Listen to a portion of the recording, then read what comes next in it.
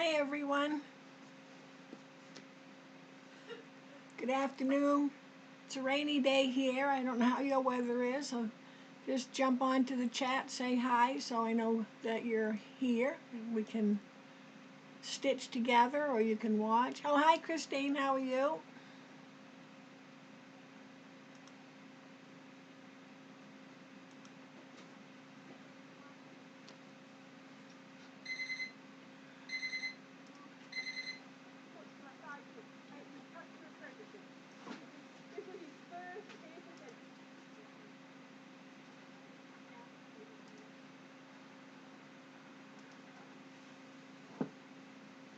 I'll give everybody a few minutes.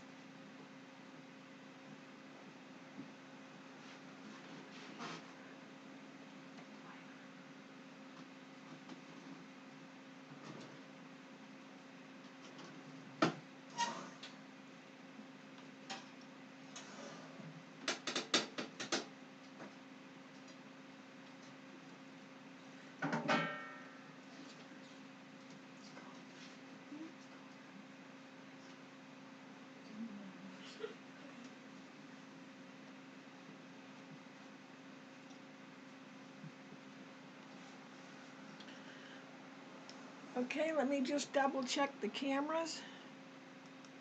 Is camera 2, and I had to go back a ways because if you're working with a baby lock, I can show you your settings, and rather than just tell you, I'll show you, and then we can come in afterwards up closer.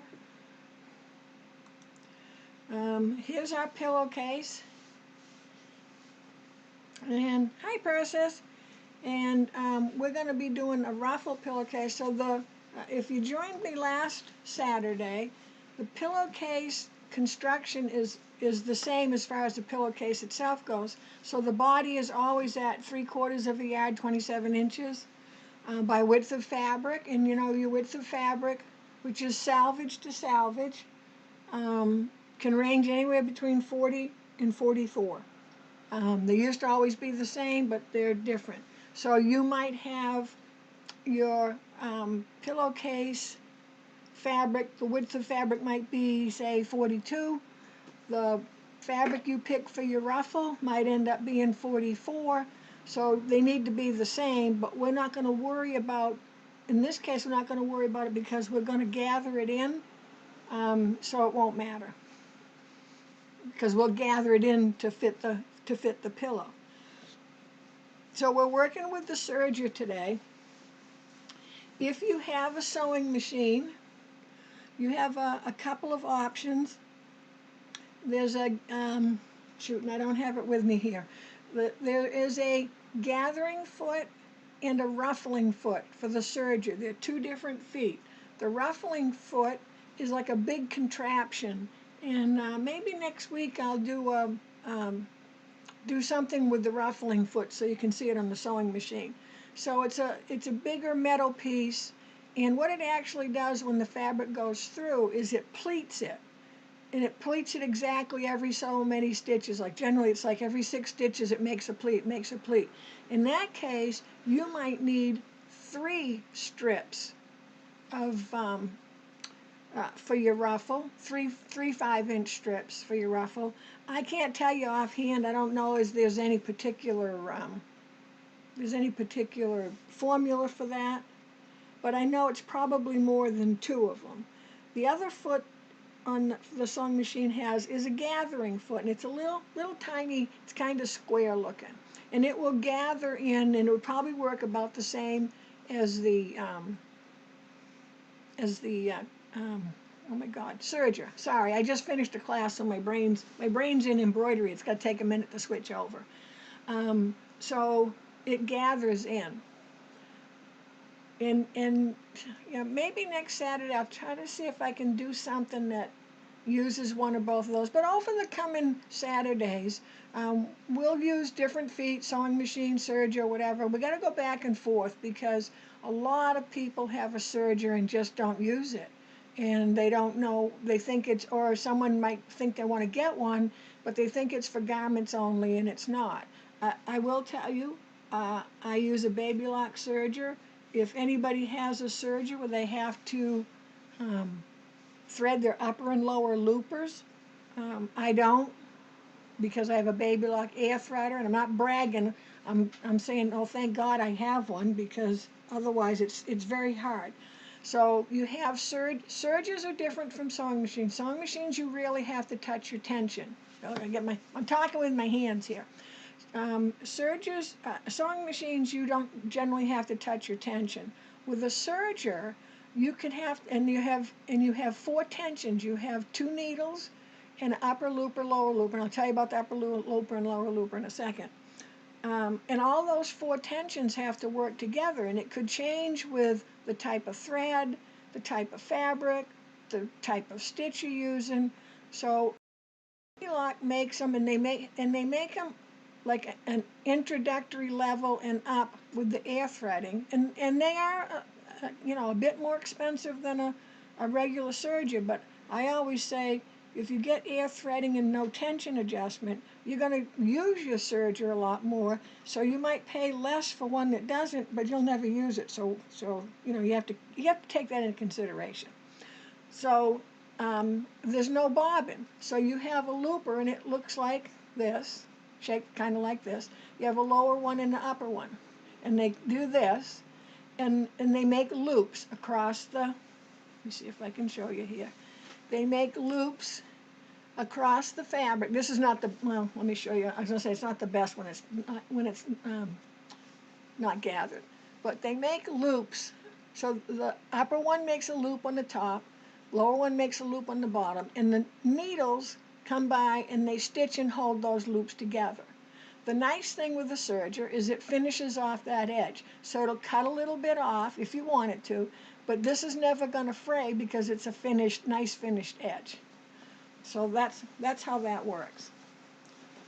So today I'm going to really address the threading on the baby lock. If you have another type of serger that you have to do your threading and so forth, you know, it's one of those things you just have to practice. I have people in my serger classes that have a basic serger that they have to thread and change their tensions, and they just do, and that's fine as well.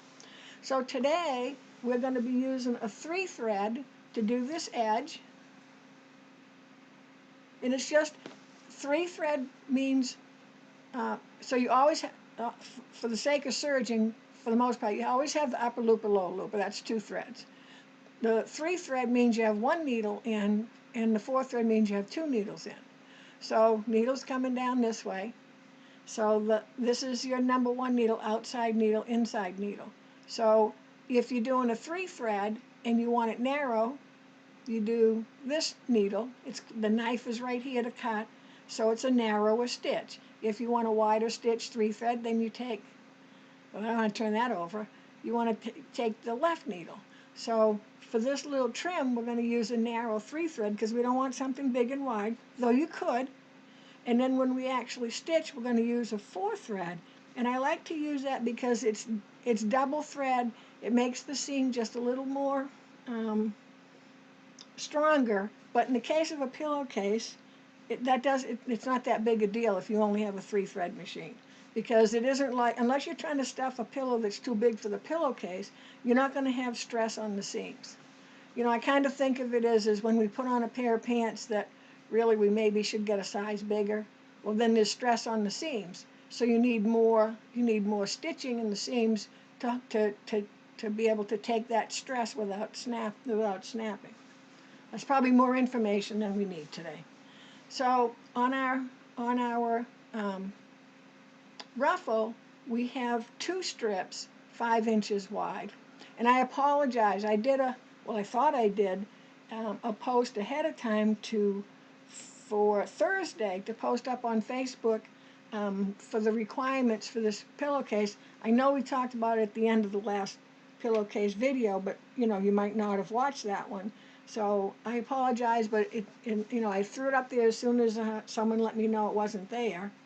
And hopefully that won't happen again. That mistake won't happen again, but you know, it's just a mistake. So the first thing we have to do on this pillowcase is we have to sew our 2 strips together so it's one long strip. Then we're going to serge this edge because we want to serge this edge before we gather it because it's so much harder to do it when it's gathered. Then we're going to gather. Then we're going to put the ruffle to the pillowcase. Then we're going to sew the pillowcase up. A little different order than we did in the last video with the regular cuff. So let me set this aside.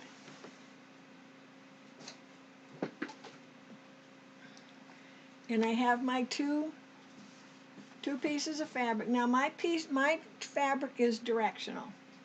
So I want to make sure that when I put these 2 pieces of fabric together, I want to make sure that, you know, I'm not putting them together so one is going one way and one's going the other.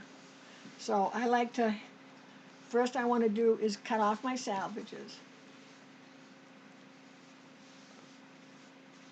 And I could serge them off when I go ahead and stitch the seams together, but I'm only stitching one side, so the other salvage would be there, and I don't want to forget about it. I find for the most part, myself and my students, we leave our salvages, we forget about them, and next thing we know, they're in whatever we've made, and you know they don't look that pretty. So I'm making sure I'm lined up across, and you know the drill. And I don't take my hand off of here until I make sure that my cut really happened. Okay, so now I'm going to open up one strip. So I've just pushed the rest of it over there. I'm only concerned with right here. And I'm going to open up my other strip and have my end. The rest of it's in my lap. And I'm just double checking to make sure that everybody's going in the same direction. So I'm looking at and I know on this fabric, I believe it's this fabric, the cat is upside down. No, the Mad Hatter, is that what he is? No, the rabbit, whatever he is. The rabbit's upside down because it kind of threw me off there for a minute. So I'll go by Alice is here. I know she's right side up. And unfortunately I've cut Alice's head off here, but that's okay because I can see her feet. So I don't know if this is the Mad Hatter. You guys probably remember better than I do. So I just want to make sure he's right side up. And Alice is right side up. Okay. I'm not going to concern myself whether I cut exactly the same, so like Alice's head is here, but Alice's head isn't here. I'm okay with that. If you want to fix that, you're going to have to move your ruler over to catch Alice, and so you would probably lose maybe 1.5 inches of fabric. That's no big deal, but in this case, it's just a ruffle. It's just all Alice stuff that you're not going to look and see, oh, this lady's head's cut off, but this one's not. Don't worry about that. And again, if it bothers you, then you want to cut it right. So I know these two edges go together. They're right side up. Everybody's in the right direction. So I'm just going to flip this one over, and I've got my hand still here, and I'm going to put those together. Find my pin cushion. Let's use clips because we're on the serger. I'm just going to clip that. So I want to make sure I'm even this way and even this way. If I was a little, so my under fabric is like a thread off from my top. I'm fine with that because when I serge this, I'm going to cut a little bit of it off, and then so it doesn't matter. The thing with the serger is you really always want to try to cut even just a sliver off, because that will make sure your loops aren't hanging off of the fabric. So if your loops are hanging off of your fabric, you're too far away from the knife. And when we go over to the serger, I'll show you all of that. So I'm just going to set this right here for now. And I'm going to go ahead and set up for a 3-thread serge. And I'm going to set it up with the decorative color already in it. And I threw my pillowcase down. So, and again, this is going to be up to you. So I stitched this one together with my regular 4-thread. So you can see that my 4th thread is there. So this time I'm just going to use my my 3-thread. You know what? I'm not, because I'll tell you why. I don't want a real narrow hem here, not in this case. So I'm going to leave mine on the 4th thread. If you don't have a 4th thread, you have a 3-thread. Leave it on your 3-thread wide, I'd say, because you want it to be a little wider. Your seam allowance is a little wider, it behaves a little better. So we're going to stay on the 4th thread and get this seam done. Then we're going to be switching to the 3-thread narrow. So let's get over to you switch the cameras. There we go. And my decorative thread I'm going to use it's just a embroidery thread. It's just a little, it's a pretty color and it's a little shiny. The weight is a tad heavier than the serger thread. I don't use sewing thread on the spool. I use serger thread. comes on a bigger serger spool because you use so much thread. It's a little thinner, but it's got a good ply to it. So you don't want too regular, as a rule, you don't want regular sewing thread because the weight of it is a little bit heavier. There are times when you will, so I don't want to say never, because that doesn't work out real well. Okay, so to start with, I'm using a 4 thread. So I have thread in both of my needles, 2 needles. I want to make sure on the baby lock, so you see where this little M is, look, my hand's right here. I want to make sure this lever, or lever, whichever way you say it, is on the end. I call the end normal. That means it just stitches regular. If I bring my lever up, it's going to gather in, and if I bring my lever down, it's going to space it out. A serger was made to stitch on knit, stretchable fabric. That's what its original intent is. Because a serger stitch can stretch with your fabric, where a sewing seam, if you sewed a seam on stretched fabric and stretched the fabric, you'd pop the seam. So the serger is made to stretch, to work with stretched fabric. So the differential feed, which is what this lever is, and a lot of even your fairly basic sergers have a differential feed adjustment. There's 2 sets of feed dogs to a serger. There's a set back here and a set up in the front. And when the differential means they'll move at different rates. So if you have a stretched fabric and it's stretching as you sew, you put your differential up a notch and see if that helps it, or down 2 notches, whatever it is. And if it's not feeding through, and let me see, if it's feeding through too much, you'd put it down and go down. So having a serger, whatever serger you have, is always a good thing to have a differential feed. I can't say they all come with it. I don't think so. So that might be something you want to check. Okay, on the baby lock, we have a dial here. Let's see if I can. Here we go. We have a dial here. Yours may look a little different, but it's the same thing, and it says A, B, C, D. Okay, when you're using 2 needles for regular serging, you want to be on A. So today we're going to be on A and B and maybe C. We'll see. We'll see.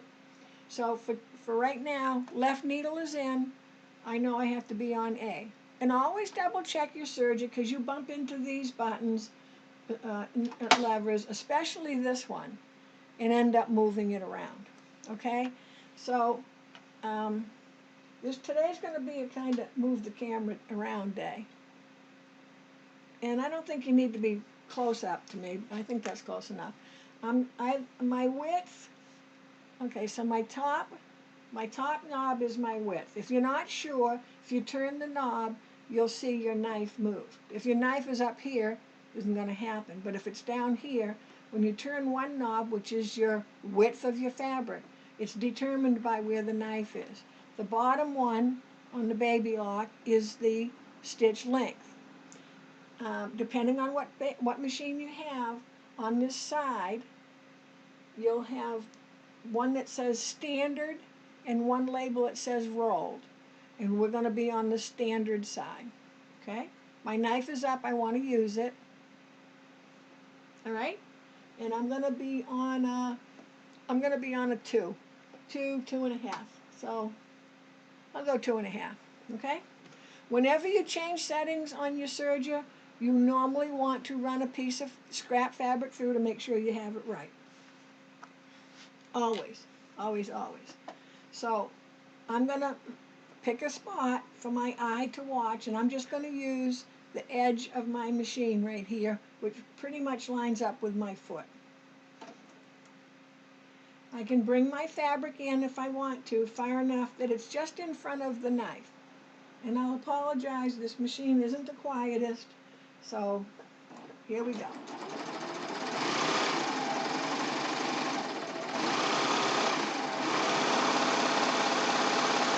You always want to serge enough off that you can reach your cutter on the side. If you don't have a cutter on the side, you want to leave about, 3 or 4 inches, because the serger needs to have a tail of thread out there, so don't cut it too close. Also, don't trim these off. These little edges, don't trim these off. They'll get trimmed off later on. So now we've made our ruffle into, now it's one long piece, okay? And we're just going to give this a little press. I'm just going to press it behind you because, you know, every time you sew, you press. So I'm going to press it flat, and then I'm going to press it open. So let's, oops, sorry, I'm going to keep bumping that with my knee. Let's do this. Okay. Just made me think, you know, there's always new people joining in. So what we're going to do first is, while this is still closed, this is just how we took it off our machine. We're going to press it flat, and we're going to open it up. And we're going to just make sure that seam all goes to one side. So now this is nice and flat. Oops, sorry. And our seam behind is all facing in the same direction, so we can turn it over to double check and then just give it a press down. Okay? All right. Now, let me move this right there for now. I'll be looking for that later. So now we want to change to our 3 thread. The first thing we want to make sure that we look at our fabric, because we want to serge on what is going to be out at the edge of the pillowcase. So I've got mine upside down because I'm looking at the rabbit, and he's supposed to be upside down, so I got to flip him over and look. I'm looking for Alice's legs here. So here's Alice. She's facing the right way, and the guy, he's facing the right way. So I know this is my top. So I gotta find the beginning here. And I'm going to, just for the moment, I'm just gonna put a clip here. And that just reminds me, that's the top of my fabric. And I'm just gonna leave it sitting right here. And now we gotta change our machine up. So the first thing I have to do is, I need to have just one needle because I'm doing 3 threads. So I want to make sure my needle is up, and I'll show you in a minute, in the case of the self-threaders, that you don't have to do that. But I want to make sure my foot is up. Now my lever's over here, yours might be back here, it might be over here, but my foot is up just like a sewing machine, so that when you thread, you have to have all those tension discs need to be open. Okay? So, in this case, I'm not getting rid of my upper and lower looper. That's staying the same, so I don't need to change anything there. Yes, I do. Because my upper looper is going to be a different color. It's going to be this. Now, let me just show you the pillowcase I did in case this bothers you. Because to me, it's a pillowcase, doesn't bother me. So I did my decorative thread in my upper looper. Upper looper means it's on top. And I left my regular serger thread on the bottom, which is the gray. Normally I'd probably do an off-white here, but I want you to be able to see it. So if that bothers you, then you need to change your upper looper and lower looper to the same color. See, me, that would mean I'd have to wind off. So you can wind off thread onto a bobbin or whatever. You just have to be careful. So I find that for this type of project, I don't need to go to all that hassle. I just want to have a little pretty edge that shows, because the underside shouldn't show. But if it did, it's not like it's ugly. It's just not the pretty color. So I'm only going to put the colored thread in my upper looper. So what I'm going to do, if you're following along, is and I can't get the camera. Let me back up a little bit. Whoop, backwards. Let's see if I can go back a little more. So my upper looper is this one. I'm going to close this because my machine won't run if it's open. And I'm going to go up and I'm going to cut my upper looper. Oop. Hold on, my screen changed for a minute. Give me 1 second.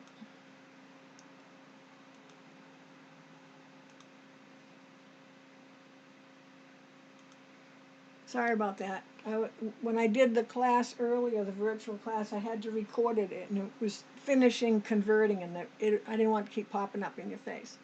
So where was I? So I'm going to cut so this is my left needle, right needle, upper looper, lower looper. In some of your machines that aren't self-threading, you have to thread those in an exact order. The baby lock, we don't have to on the self-threading ones. So I'm going to cut my thread from my upper looper. I'm going to cut it back near where it snaps in the back. And I'm also going to cut my left outer needle. That's the needle that's furthest left. I'm also going to cut that thread. And what I'm going to do is I'm going to grab onto the thread tail. And I'm just going to, I can put my foot down, it doesn't matter. I'm going to stitch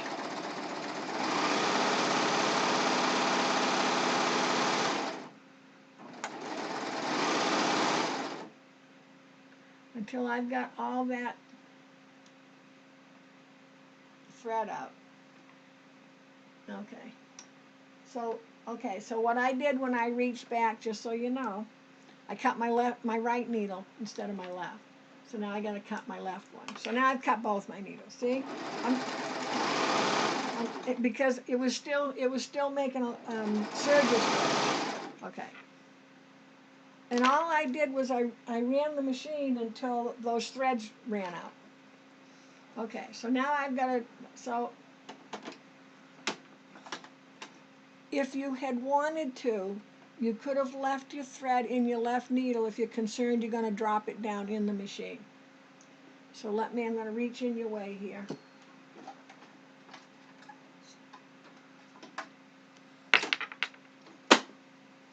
And I'm going to go ahead, so I'm holding on to my needle. Let me get it all the way up. I'm holding on to my needle before I introduce the screwdriver to loosen that needle. And here's my needle. I'm going to stick it on my pin cushion. So I have my right needle in. So that's needle 2. Okay? And I thought I cut my looper. Apparently I'm not doing a very good cut job. So let me just grab these.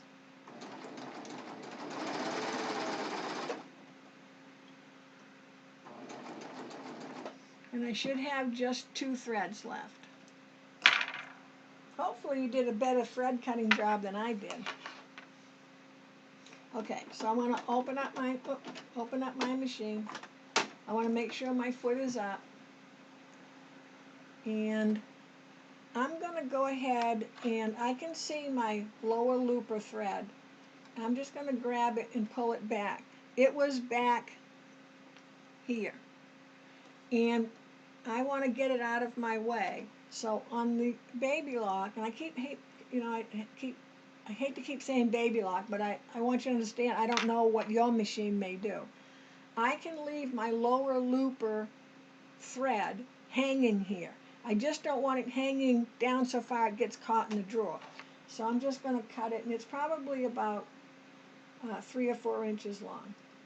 And I can just leave it there because the machine will pick that up for me. Okay, so because I have a self-threading machine, or air threading, I'm going to put it down to threading. Different baby locks have a different way. Some of them you hold the, might have a switch or something. So, and then when you turn this wheel, like I'm going to do, you have to hold the button in. I think the button's down here. So whichever way yours works. But I'm going to turn my wheel, my hand wheel, towards me until it locks. Okay? Which means the needle's all the way up. the little tube things have closed up so that I can air thread. And I'm going to go ahead and take off. I want to get my, see here's what Serger thread looks like. And different brands of thread have different looks, but it's on these long cones. So I want to make sure I have needle 2 in. And it goes in this is needle 2. And I'm just going to bring it over, well, and just drop it right here for now. Okay, my lower looper I didn't change. Thread color. So where am I? So I need to take my upper looper thread away. And I'm going to put my colored fabric, my decorative thread up. So, all right.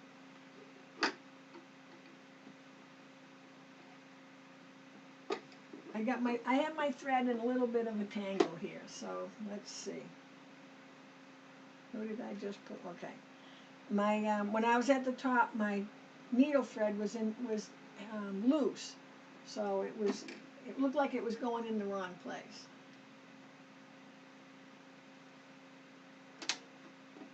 Okay, so here's my upper looper thread. I'm going to go ahead and don't lick it. Put the thread in the slot just a little ways, and I can push it in a little bit. And I need to have slack for the air thread to work. If I don't have this slack, you know, just air shooting through can't do anything when it has resistance. So I just have to push the button. Oop. Let me cut my end.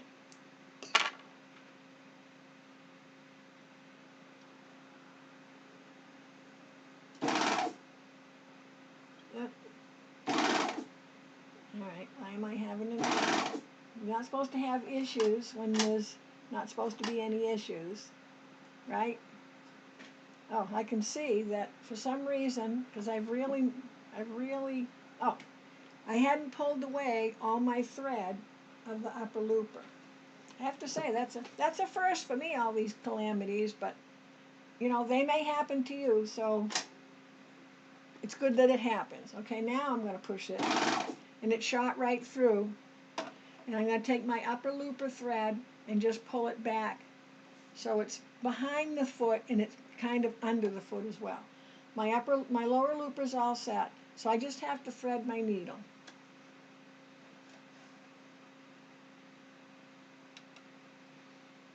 And I am fortunate enough to have a machine that air threads my needle, so I thought you might like to see that. So in order for it to work, I have to stay in the threading position because it keeps the needle in the right place. So this contraption comes down and it just stays in place. I want to make sure here I'm on overlock, my switch is on overlock, and I tell everyone if you got shaky hands it really works good. Because what I'm going to do is I'm just going to, and I know you can't see it, it's thread, but I'm going to hold the thread sort of in front of the needle where the hole is, and the air's going to, I don't know if it pushes it through, sucks it through, but it works anyways. Oh, I let go of it. I was trying to do it so you could see. So it sucked the thread into the eye of the needle, and then when I pushed that up, it held on to the thread up here, so I can either leave it there, but I tend to bring it down and put it under the foot. Isn't that exciting?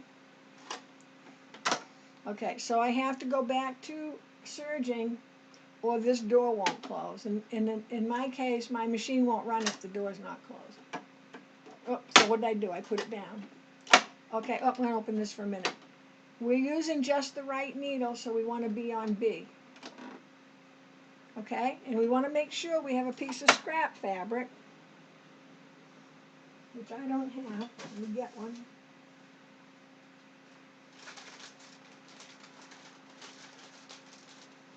In case you're wondering, I'm kind of digging through my trash.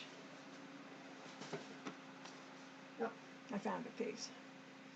And we're going to use a single fabric, so I want to do a test with a single fabric, not a double fabric. And I don't need that much. We don't need to sit here while I do 20 miles of thread. I'm trying to find where I moved stuff around for the last class. I can't find anything. There we go. So I want to make sure my foot's down.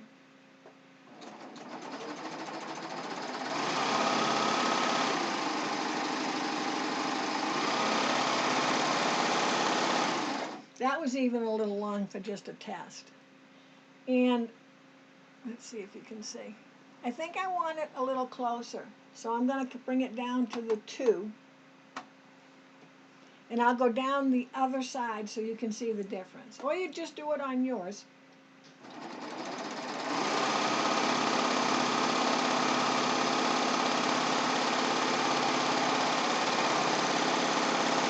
It is noisy, isn't it? Okay, so let's see if you can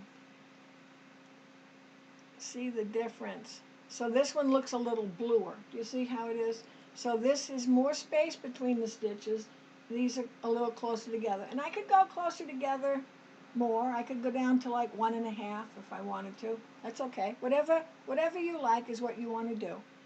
And I see how I still have the gray, or you use the white on the other side. Okay? So we're good. And this is a balanced stitch, which means it's equally on the top as it is on the bottom. Another day we'll get into a narrow hem, rolled hem, and all that. We'll save that for another day. Okay, so make sure that you run your little sample through before you start. Okay, and I need a drink of water. Everybody with me?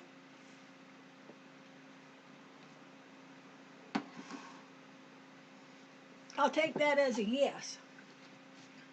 Okay, so I'm going to set my little sample aside, my little test aside, because I can use that fabric again. I'm going to move these scissors so I don't hurt myself. Okay, so remember that we put the little clip so we know what side we're working on. And let me see if you want me to come in closer. Let's see.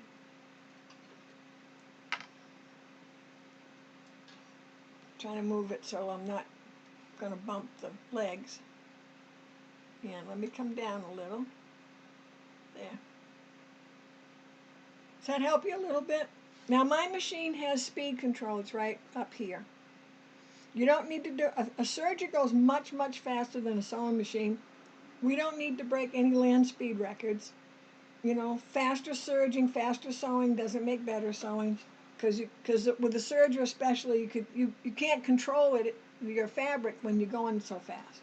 So we don't need to break any records here. So here's my clip, so I know I'm on the right side. I might just double check and I can see Alice's feet, and I can see, I think he's the Mad Hatter, right there. Okay, so I can take my clip off, and if I want to, I can lift my foot and bring my fabric in a little. I can lift it. Some machines you can lift your foot here. It's a little harder. But your feed dogs, if you look at your machine, your feed dogs are practically before the foot, different than your sewing machine. So I know that it'll grab it, but I like to just lift my foot and bring it in. And again, I'm going to line up with something here so I stay nice and straight. So this time, I'm in a little bit, and you can see right here. See how I'm in a little bit? Because I'm lining up with the edge of the foot. So my eye is going to be right along here watching the edge of the foot. Okay? So here we go. Are you all set? Oh, see, I moved the tripod and I can't reach my pedal. Hold on one second. Well, you go ahead. I'll catch up. There we go.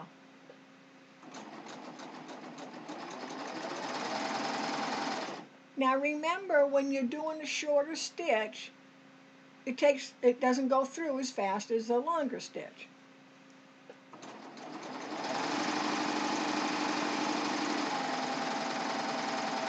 So see, I'm keeping my hand right here. My other hand is down in front of me. My rest of my fabric is over here. But my right hand is down here. I still hold my fabric the same way as I do when I'm sewing. But it's down here, kind of holding on. What is it? It's about right here. So it's holding on to the fabric, holding it up more instead of letting it drag down. I don't want to move the camera again because it'll just make you dizzy.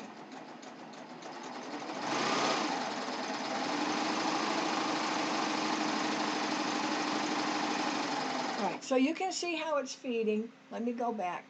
Oops, sorry. And now you can see that I've got one hand here, just keeping control. But you see how instead of having this down like this, I'm trying to feed it in nice and straight, so I'm not having the weight of the fabric pulling back as I'm trying to feed it through.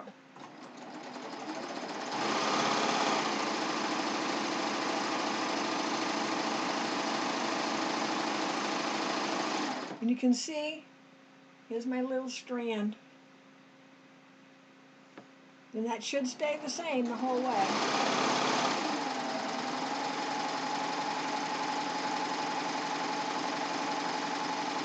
Stop every once in a while, adjust yourself. So this hand, I'm not holding the fabric, I'm just kind of, the fabric is feeding through, I'm just hanging on to it.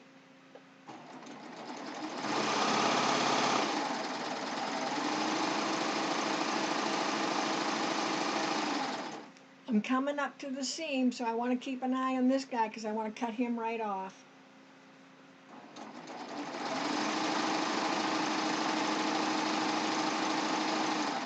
Here he comes. This seam, now my seam allowance is facing that way. I could go ahead and flip it, but because I've ironed it nice and flat, it wants to stay that way. So I just want to make sure it doesn't change. I'm going to hang on to it here so it doesn't flip back.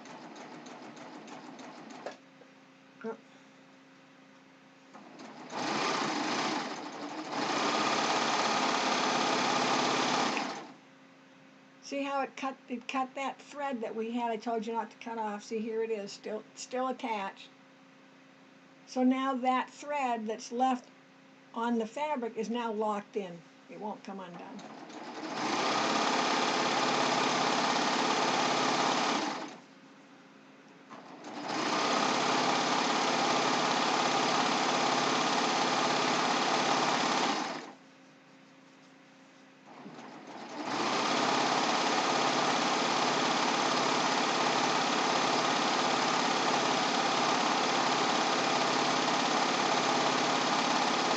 I have to stop that noise for you every now and again because it's probably just like, please stop.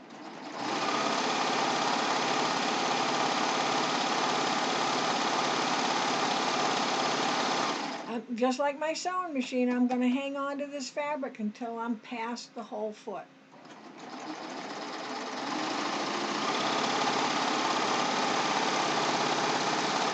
And the serger has no problem stitching when there's no fabric, where you wouldn't do that with your sewing machine. So let's just come back to the work table. Let me see if anybody has any questions before we go further. So here's my ruffle, not ruffled yet. Again, leave that. Don't cut that off. Don't cut the one off the other end. Now mine's a little short. It really should be a little bit longer. Okay, so now we're going to have to do our gathering. So, we put this all up here. I use a ruffling foot. And if you look at the front of the ruffling foot, you see this, oh, I gotta stay in the light. See this little area here? And then you look underneath, and do you see this little, let's see, let me put something so you can see it. Here it is. See this little metal piece here? That's what helps the ruffle. Now, if you wanted to, I don't, but if you wanted to ruffle or gather and stitch it onto the pillowcase at the same time, that's what this foot is made for. It's opposite of your sewing machine. The gathered fabric has to be on bottom for the feed dogs to be able to gather it. So your ruffle fabric would be on the bottom, and the fabric for the pillowcase would feed through here. And you have to feed them together. I'm not good at it, so I don't pretend I am. And also, I might want more gather. This doesn't do a real gathery gather. So I might want more gather, less gather, generally it's more than what this does. And I also want to make sure that I have enough fabric for my ruffle. I don't want to get to the, 4 inches from the end and I've run out of ruffle and I have, my pillowcase left. So I do my ruffle separate. I still use this foot. So because it gathers under the foot. Okay, so now you can see the metal piece sticking down right here. Okay. You can lightly pull this just a little bit so you have a little more space there. Don't be yanking it and breaking it off because it's not meant to go, but if you just want to have a little, I think it does better without anything behind it. See right here, that's right here. So if it's bent right up like that, which it shouldn't be, it just needs to be down a little bit. You see, I'm just touching it with my finger. Okay? And if you don't have a gathering foot, well, then you don't have a gathering foot. A lot of the gathering is going to be done with the differential feed. So the first thing I want to do is I want to change my foot, and I'm going to show you how I do that because I know in my classes the students have a hard time with that. And then we'll, let's see, we're going to change to a 4 thread, back to a 4 thread, because we're all done 3 threading. We just did it for this little part right here.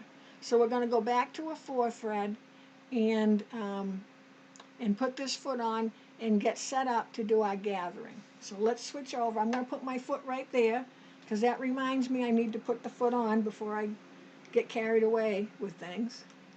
Okay, so I'm going to back us up again. You see, I say us, so we're all in this together. Well, that's as far back as my little cord area will let me go. So I'm only going to cut my upper looper because that is the colored thread, the decorative thread. And now I can see which one it is because it's blue. So I'm going to cut my upper looper, and I'm just going to run my thread until that blue thread runs out. Stitch until the blue thread runs out. Okay, so I'm done. That takes care of that. Okay. So I want to open up the front. Now, if you have a regular Serger other brand, you have to take your lower looper out and do your upper looper and lower looper again. On the Baby Lock with the air threading, we don't have to do that. We just have to put our upper looper in. So I got to put my upper looper thread in, and I also got to put my left needle in. So I'm going to turn this to threading. I'm going to turn my wheel, oh, didn't go far, till it locks. And it might go like a long ways and you're thinking, oh, I missed it. You're never going to miss it. The push button one in, you could miss it because you really have to push the button fairly hard. And when it gets there, you'll feel the button will go in just a little bit more. But, and the first thing I want to do, because I'll forget, I'm using the left needle. So left and right needle, but most importantly, I'm using the left needle. I need to put that back to A. And I want to do that right away because that's the thing everybody forgets. Okay? My foot is up so I can do my threading through my tensions.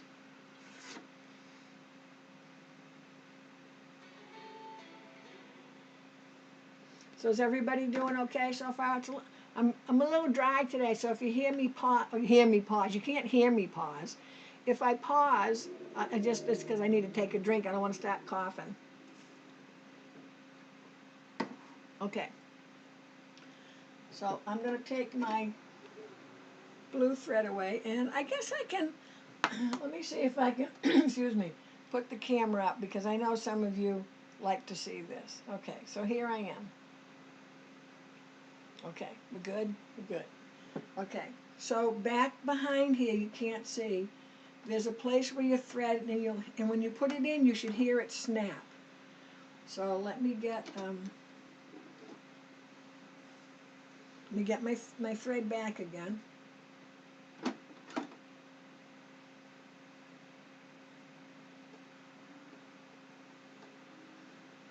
Okay, so what I do is I'm going to hang on to my thread, and I'm not sure you can hear it, but it'll make a clicking noise, you'll hear it. And then I'm just going to hang it down. And then I'm going to get my needle. And this is another thing, every once in a while, your needles use less thread than your loopers. So every once in a while, rotate them around, just like you do your tires. Because your upper and lower looper thread will run out.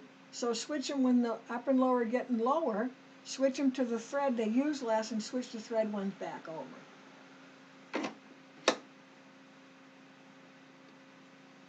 And again, let me see if you can hear it. It's going to make a little snap.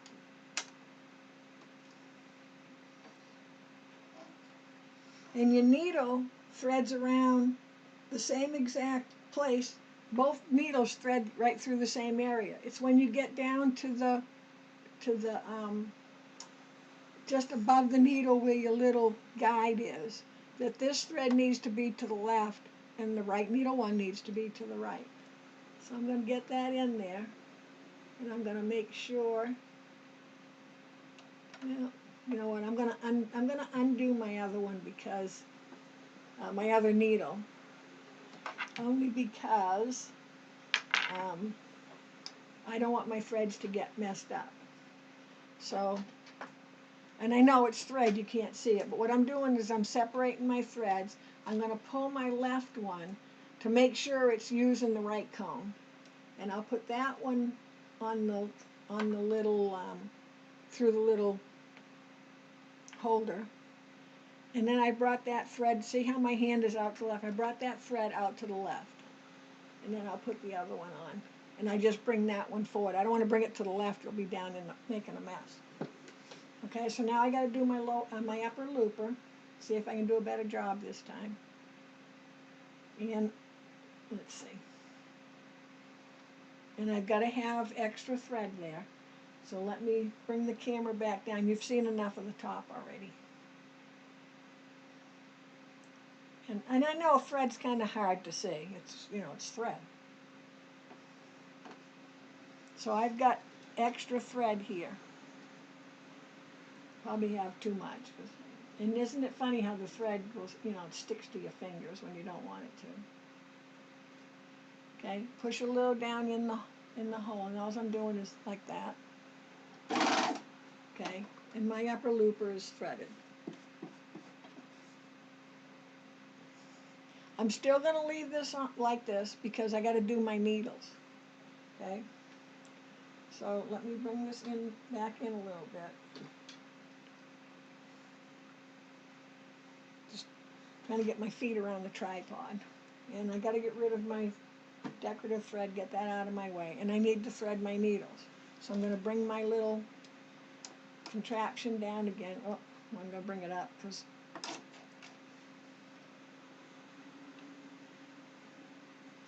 my thread was behind instead of in front. Okay. And I'm just going to do one needle at a time, and I got way too much thread here. And I know it makes a racket. I don't have my other threader here to. Okay, now who's who? See, I've messed them up again. So who's who? Okay, so this is left. So this is lefty. I'll put lefty in. I'm gonna get the right one out of my way.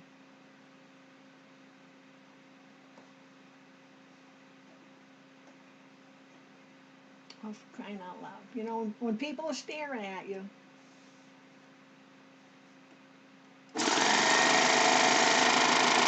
Oh, almost vibrated my needle away. Did it make a terrible racket?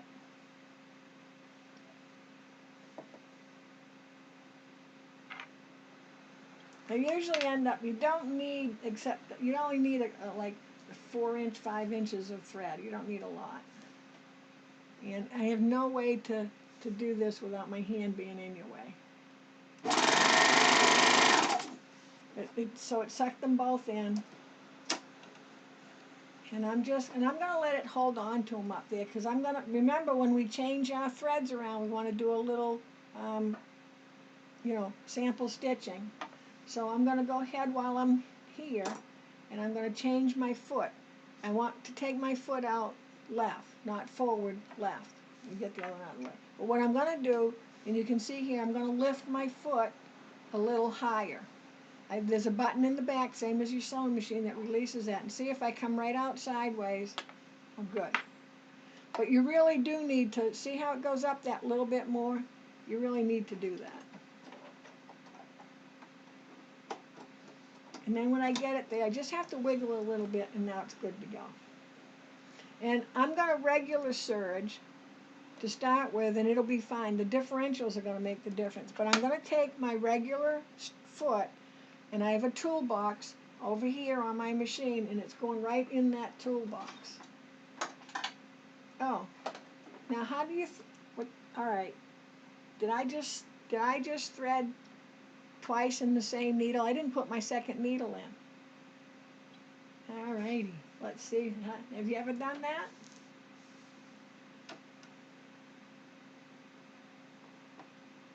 Okay, you know your eyes are bad when you thread a needle that's not even there.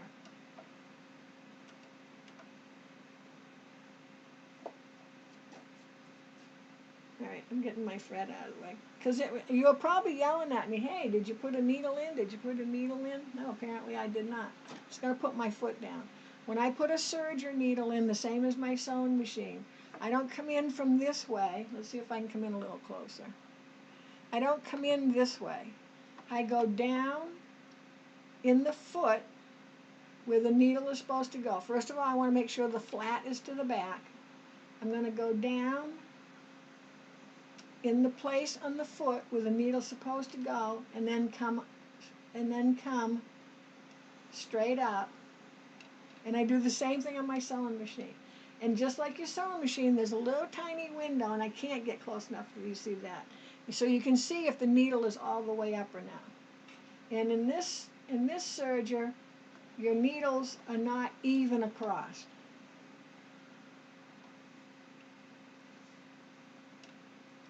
And also, I had closed my screw back up, so I had to make sure the screw was loose, so loose enough I could get my needle up in there.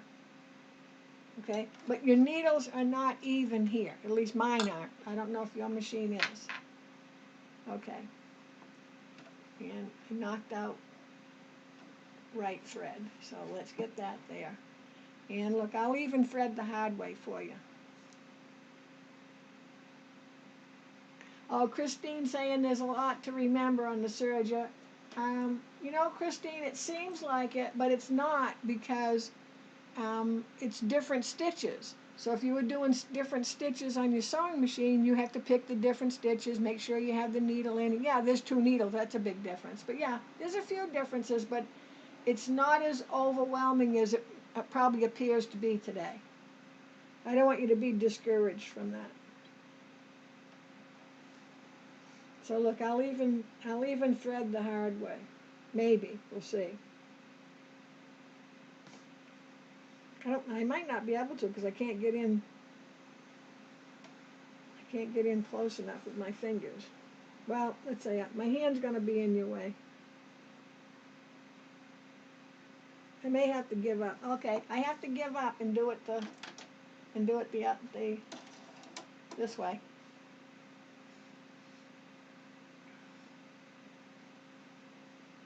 Because you certainly don't want me to sit while I struggle for 10 minutes. So threading it the hard way, or the manual way.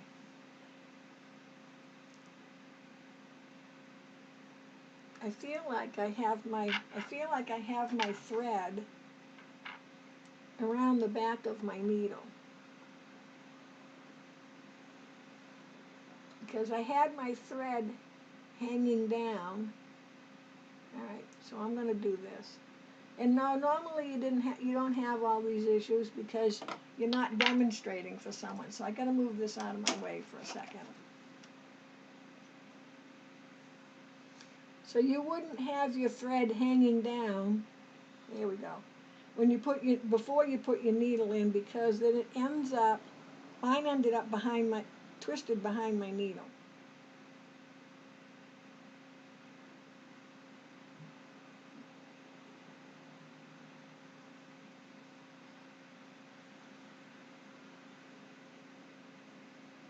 And I'm just checking to make sure my left thread is on there first.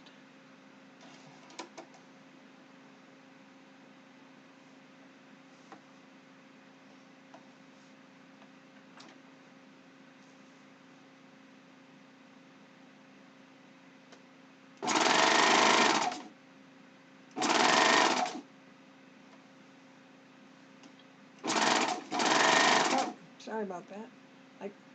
You know, when you're trying to be so careful,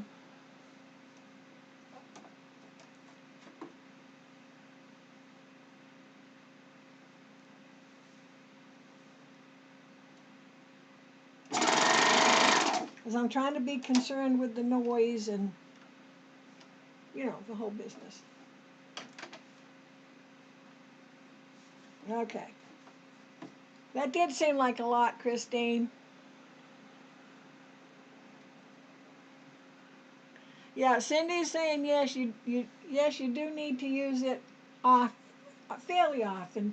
Though I will say, if you use it a lot, you know, for a few months and then you put it away for a month, the longer you use it, and then when you put it away and don't use it for a while, the more actually stays with you. Hopefully that makes sense. While I'm here, I want to make sure I go back to my. Oh, I was gonna move the stitch back, but I don't want to do that yet. Okay, we're on A, over on our left. I'm gonna run through a little piece of fabric just to make sure I have it. Oh, foot down.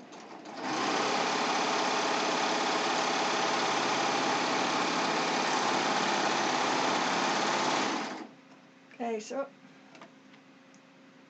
I have a nice 4 thread, and you notice it didn't gather because I don't have it set up to gather.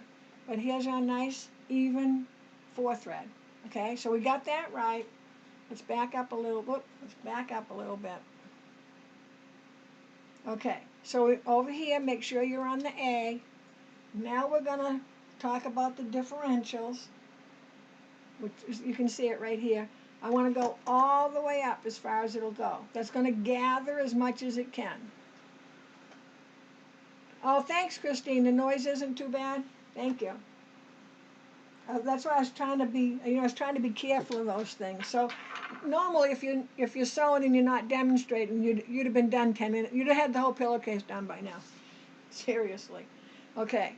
So what I want to do is make sure I have my differentials all the way up as far as they go on the gathering side. So whatever machine you have, look in your manual and whichever way it needs to go for the most gathering, generally it's up. So you're going to go all the way up. The other thing we want to do is we want to go to a stitch length of 4. That's as far as we can go. We want a longer stitch length. That helps with the more gathering.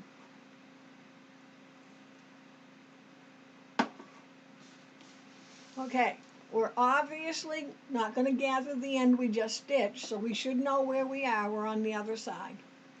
And you're going to see the gathering foot that there's, let me see if I can come in a little more. There's a little metal. Okay, so can you see how it's got a tunnel here and then it stops? So you'll have your fabric right up against that. The reason that's there is so you match your top fabric. I'm just not good at running both fabrics through at the same time. You know, I work with the limitations I got. And make sure you put your screwdriver away. And having my screwdriver out reminded me that I hadn't I hadn't put the needle in. Come on, that was pretty funny. Okay, so what I want to do is I just want to stitch far enough that my needles, just like when I use my sewing machine, my needles become my second hand. Okay, make sure your foot is down, because on a serger a lot of times you can't tell if it's down, because see how this sits up like this? So it's not like your sewing machine that it's sitting flat to the machine. So I don't know, can you see there's not much difference between up and down? Okay, that's why I got a machine that won't run unless the foot's down, because that's my biggest pitfall. Is I'll surge along, think life is great, because the feed dogs are going to feed through pretty well, but it's going to be a really bad looking stitch. Now, this is, and mine I can see is already started to gather. The whole point of this is make sure you don't have any drag over here coming down. Let me back up again if I can.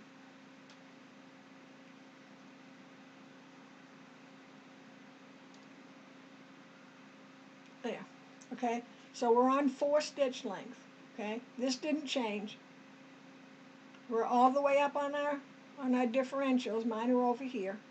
Okay, we're on A if you got a baby lock on your little dial, because we have the left needle in.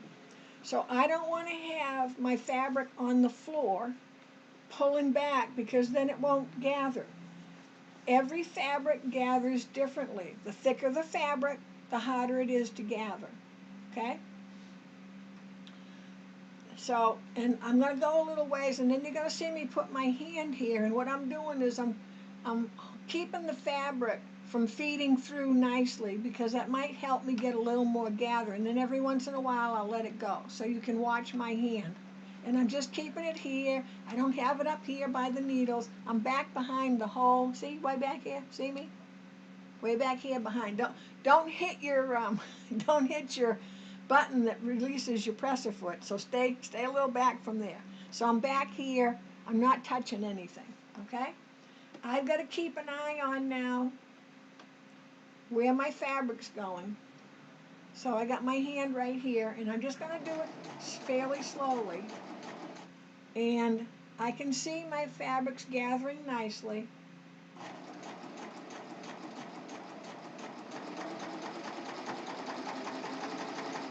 I'm getting dragged because I don't have any fabric here. It's all over to the left. Can you see how I'm gathering?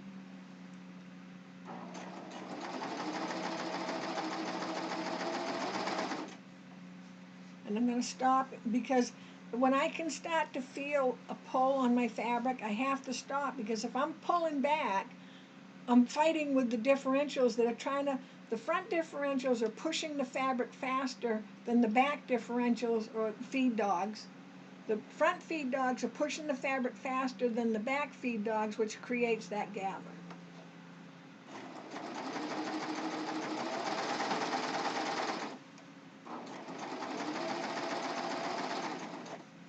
So are you getting a little gather going?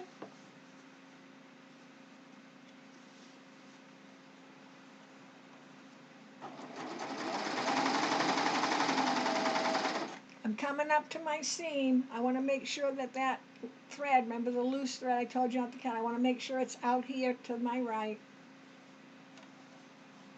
This time because we're going in the opposite direction, my seam allowance is facing this way. I don't have to worry about it.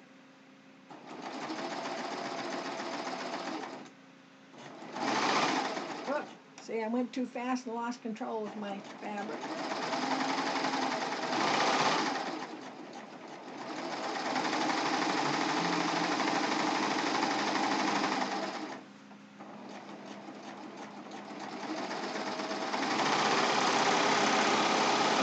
I really went down the edge of that.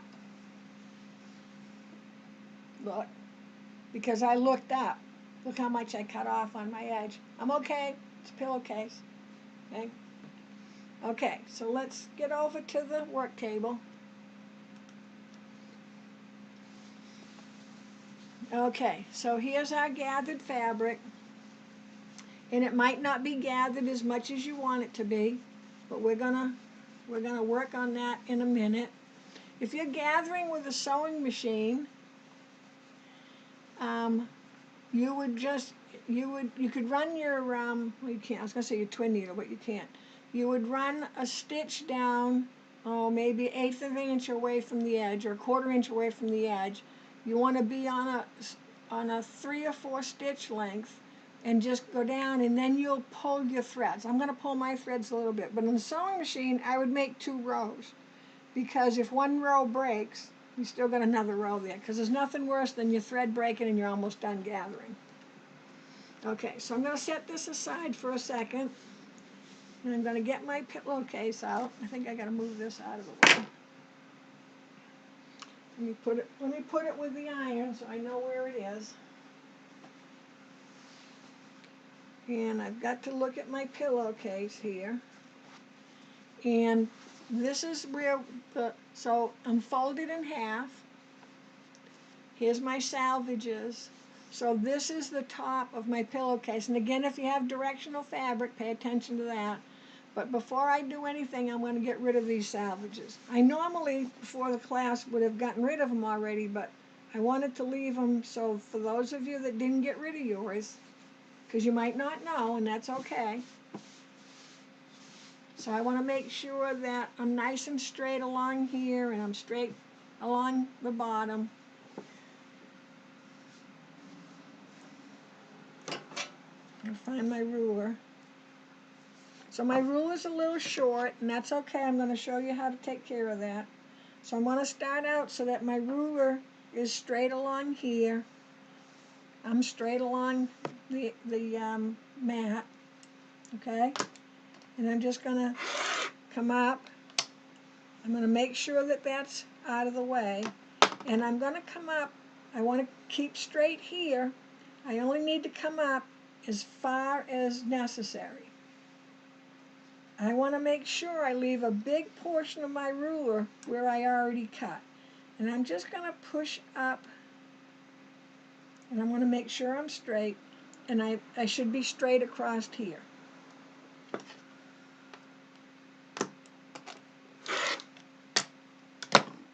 And then I want to make sure I'm good to go before I take my ruler away, or let go of my ruler, okay?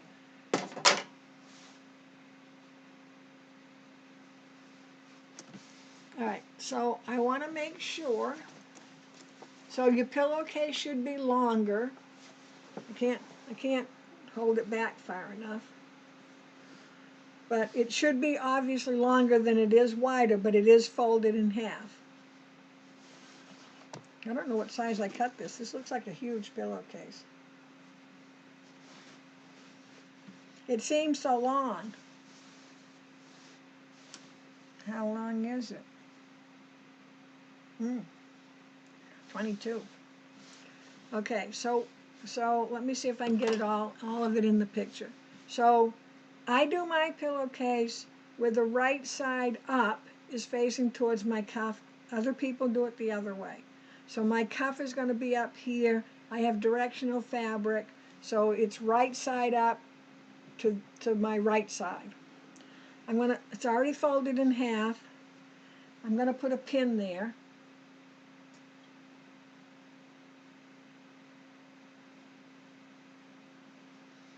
Okay, it doesn't have to be perfectly exact. Then I'm going to fold in half again.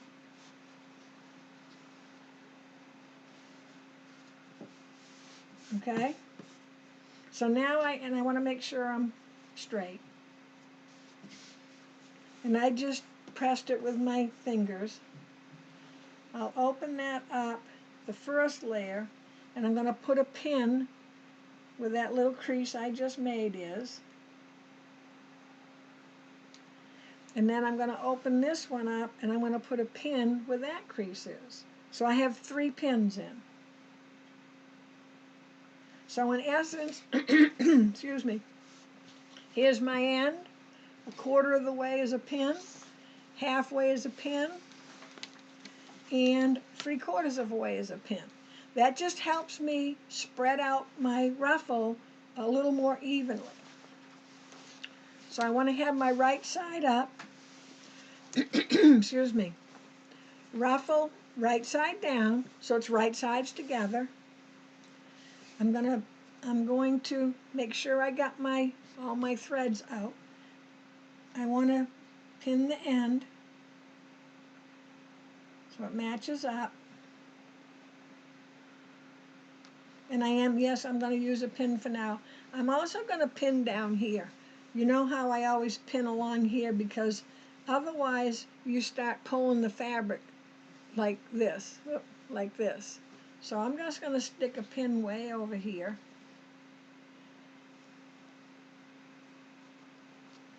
Okay, and yes, I'm using pins for now. And I'm going to go all the way, stab myself with the pin. I'm going to go all the way to the other end. And let's make sure that we're not all twisted. Oh, you know what I forgot to do? I forgot to do the same to the ruffle. So we can stay pinned, that's okay. What I want to do is I want to fold my ruffle in half.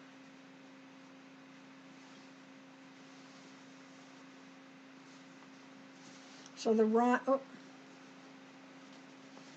that's a good way to make sure that you're not twisted, so the wrong sides of the ruffles are facing each other.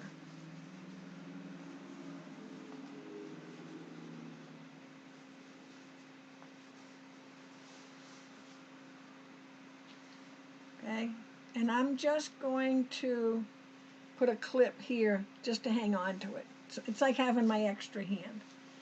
And then I'm going to, don't worry about the pillowcase underneath, but I just want to pull my ruffle down. Don't yank on it too much. And get the halfway point and put a pin in.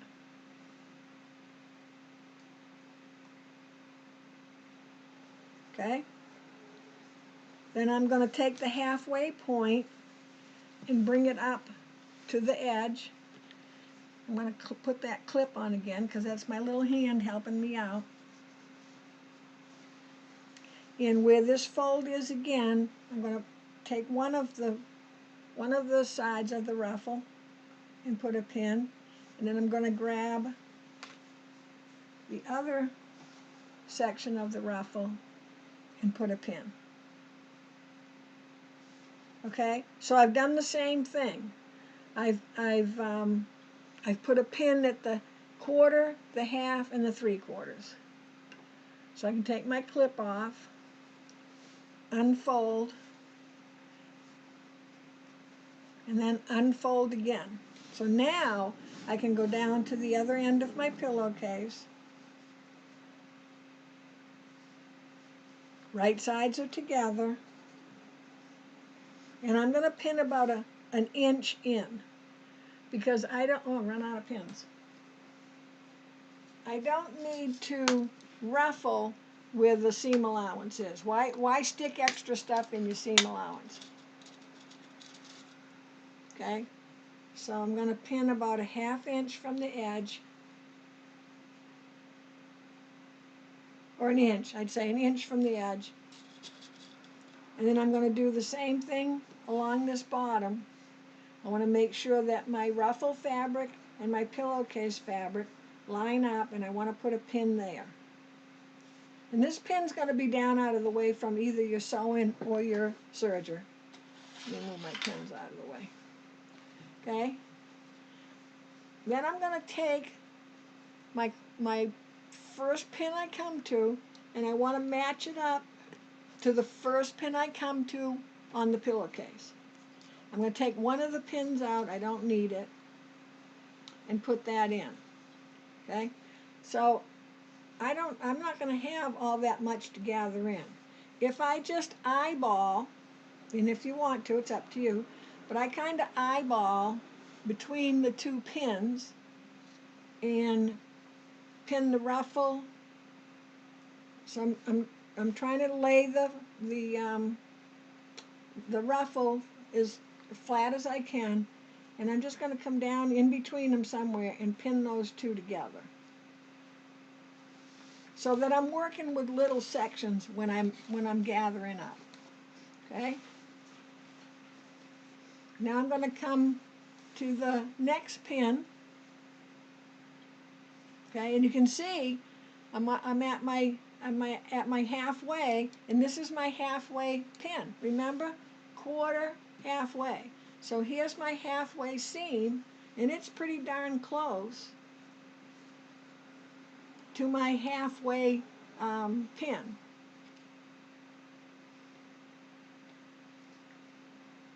So I'm making sure that seam allowance, so my pin was a little off. I'm going to make sure that seam allowance, which I know is halfway on my ruffle, is now pinned with the halfway pin that was on the pillowcase. And again, I'm going to lay it out. I'm going to kind of loosely put this down and find the halfway point. It's not science, and just put it in. I don't want a big bunch over here and no bunch here. I kind of want to equal it out. But it's a little reference point. And then I'm just going to keep going. Again, I'm going to find my next pin, which is my 3/4, and my 3/4 on the ruffle, my 3/4 on the pillowcase. And take one pin out, the other pin take out, and use again. So they're pinned together. Again, I'm going to look at this and go, okay, yeah, there's about the middle between this pin and this one. Again, doesn't have to be exact.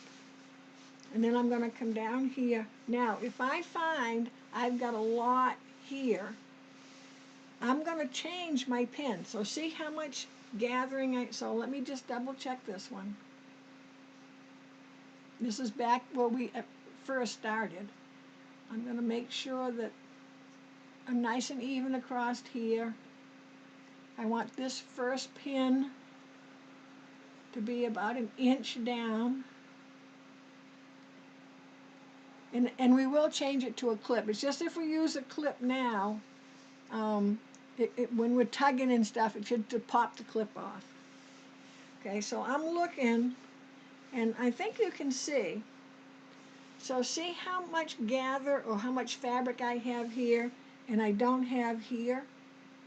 So I need to spread that out more. It could just be that I was holding it a little differently when I was doing my gather in one spot than another. So I don't want to have all this ruffle here and nothing here. So I'm going to take this pin out and I'm going to kind of look at it. Okay, make sure that lays nice and flat. So here, there, nice and flat.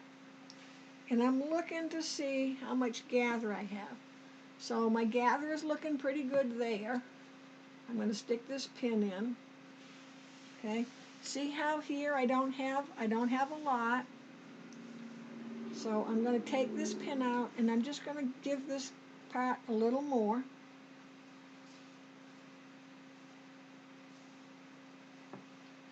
And every now and again, when I have an area that looks like it's under good control, I'm going to stick the pin back in and pin the two together. I'm going to come down this end because see how I got this little, I feel like I got a big flat spot here.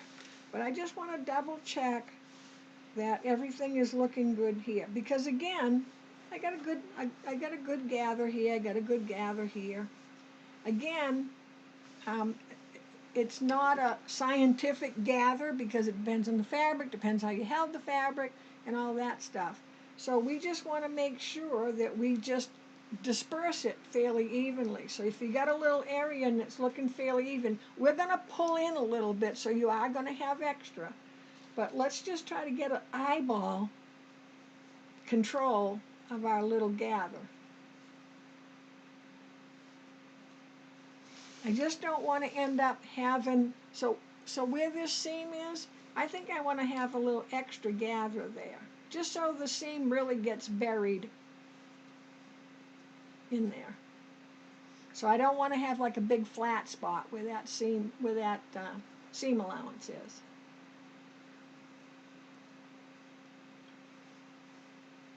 Now, if you were using the pleater, and maybe we'll do that soon. If I was using the pleater or the ruffler for the sewing machine, it's evenly dispersed and it is sewn down and you cannot change it.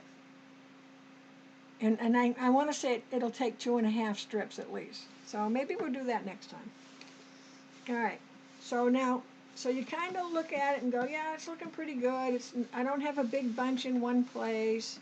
I don't have any really, you know, flat spots. Now, it'll feel like it, so let's see if I can get this in. So this might feel like it's flat, but I've got fabric here that I need to gather in, okay? Now mine's looking like I don't really have to gather much of anything more. So I'm not sure how yours is looking, but let's take a little section. I don't want a big gather at the end, so I'm okay with that. So wherever I think it's okay, now I'm going to put a clip. And I'm going to try to keep it as straight along here as possible. So let's see. I want to get to a section where I have to do a gathering, because I don't gather like pulling off from one end and stretching it all the way down there. That doesn't work for me because things go wrong. I just want to work on a little area. So I've got this little area here. Let me see if I can turn this. Okay, sewing the pillowcase together at this point is, once you have this gather, you sew it on, you sew down the side, sew down the bottom. So don't worry about how much time that takes up. I want you to be comfortable with your gather. So can you see how I'm sitting nice and flat here? Wait a minute. I want to turn it so that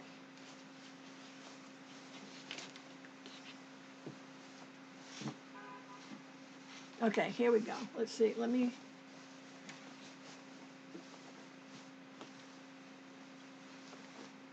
give me a second here, so I want to make it so that you can see exactly what I'm doing. Okay, so I have this, here we go. I have this section here, you see this? So I need to gather this in just a little bit so it sits nice and flat. See how this sits nice and flat? And see how this one doesn't? So I need to gather this a little bit. Okay, so I'm going to need, let's see if I can do it with a pin. I generally use my stiletto.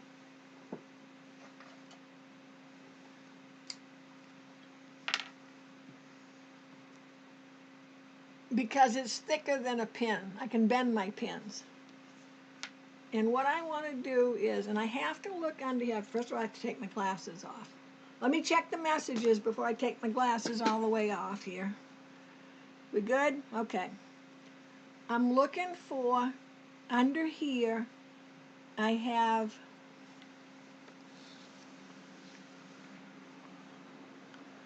a row of stitching and then another row of stitching. That's the needles. That's what I need to pull up to gather. Pulling the loops isn't going to do anything because the loops are going this way. I need to pull this way. So I need to grab on. And you see how I put my stiletto? Can you see it? I'm trying to, I want to just gather, I want to grab on to my stitches, my needles. So my needles are going this way. 2 rows because I used a 4 thread. And I use a 4 thread in case I break a thread. My loops are really going in the opposite direction. They're going up and down, that's vertically here. I want the ones that are going horizontal. And you can see them, probably much better on yours. But they're underneath, they're not, you don't see them on this side. I don't know how that works, but that's the way. So let me get this back situated again. And I'm trying to get all the other part out of the way. Here we go. Whoop. Okay, so here's my section. Where am I? All right, here's the section that I'm working on. So these are laying all nice and flat, and right here I got this big gap. So I'm going to reach underneath And let me see if I can come in a little ways. So I'm just going to turn this over, and I want to find my needle stitches, and I'm just tugging on them a little bit. And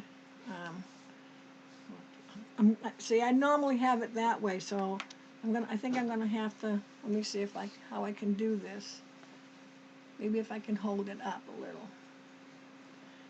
I'm pulling on these stitches just a little bit. I'm pulling like towards me.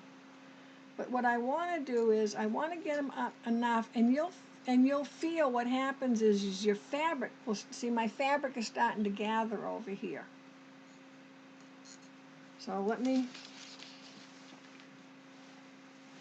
you'll have to bear with me because I have to do it from the side that isn't too awkward for me. So, sorry.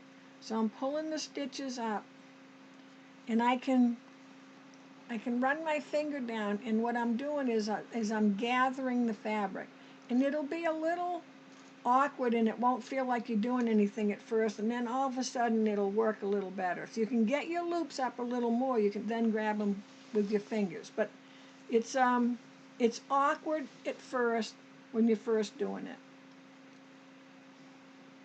And see, I really should have moved more to the middle. So I'm going to go ahead and move more towards the middle of this fabric rather than gathering down one end.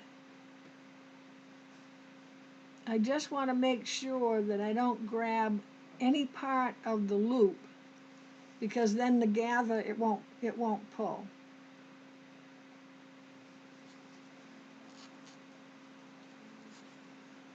And for me, this is always like a pain to get started, but what I'm doing is I'm pulling my fabric, because the fabric's going to move more than the stitches are going to move, if that kind of makes sense.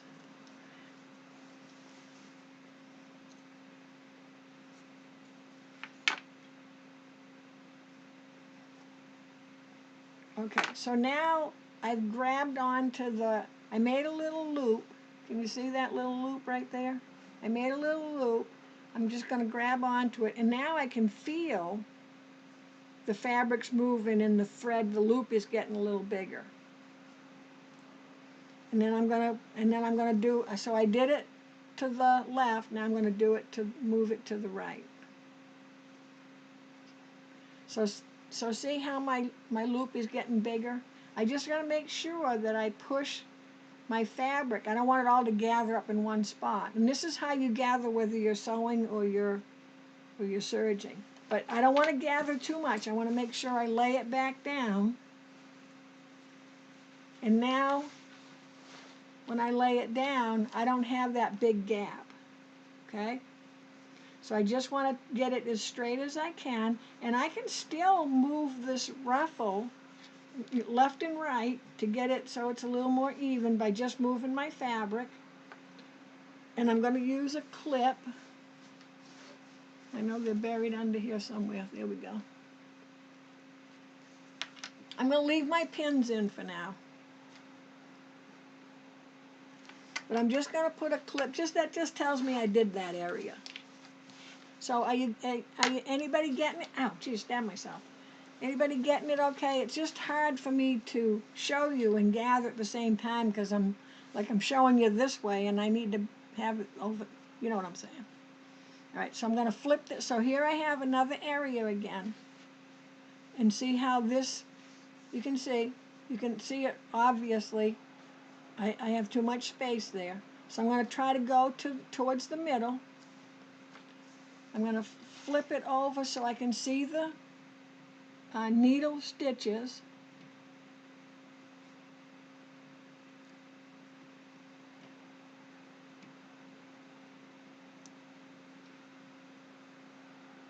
Okay. I have to get a little closer to my nose so I can see them. And I'm just going to pull up oops, see, I grabbed a looper. I could see that. You got to be careful you don't get a looper stitch there.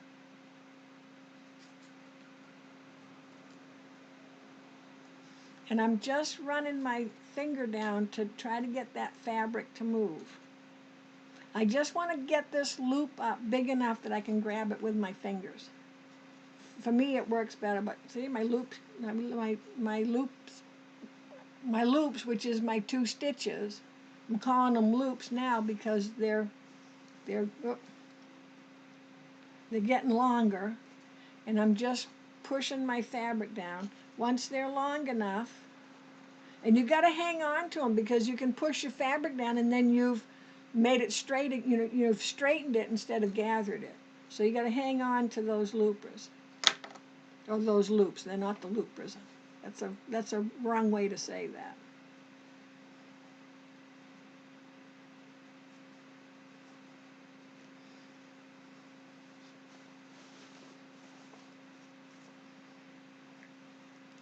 And I'm not going to gather too far. I have the tendency to, I get all carried away when the fabric really starts to move nice, and you're like, yeah, and then next thing you know, you gathered too much.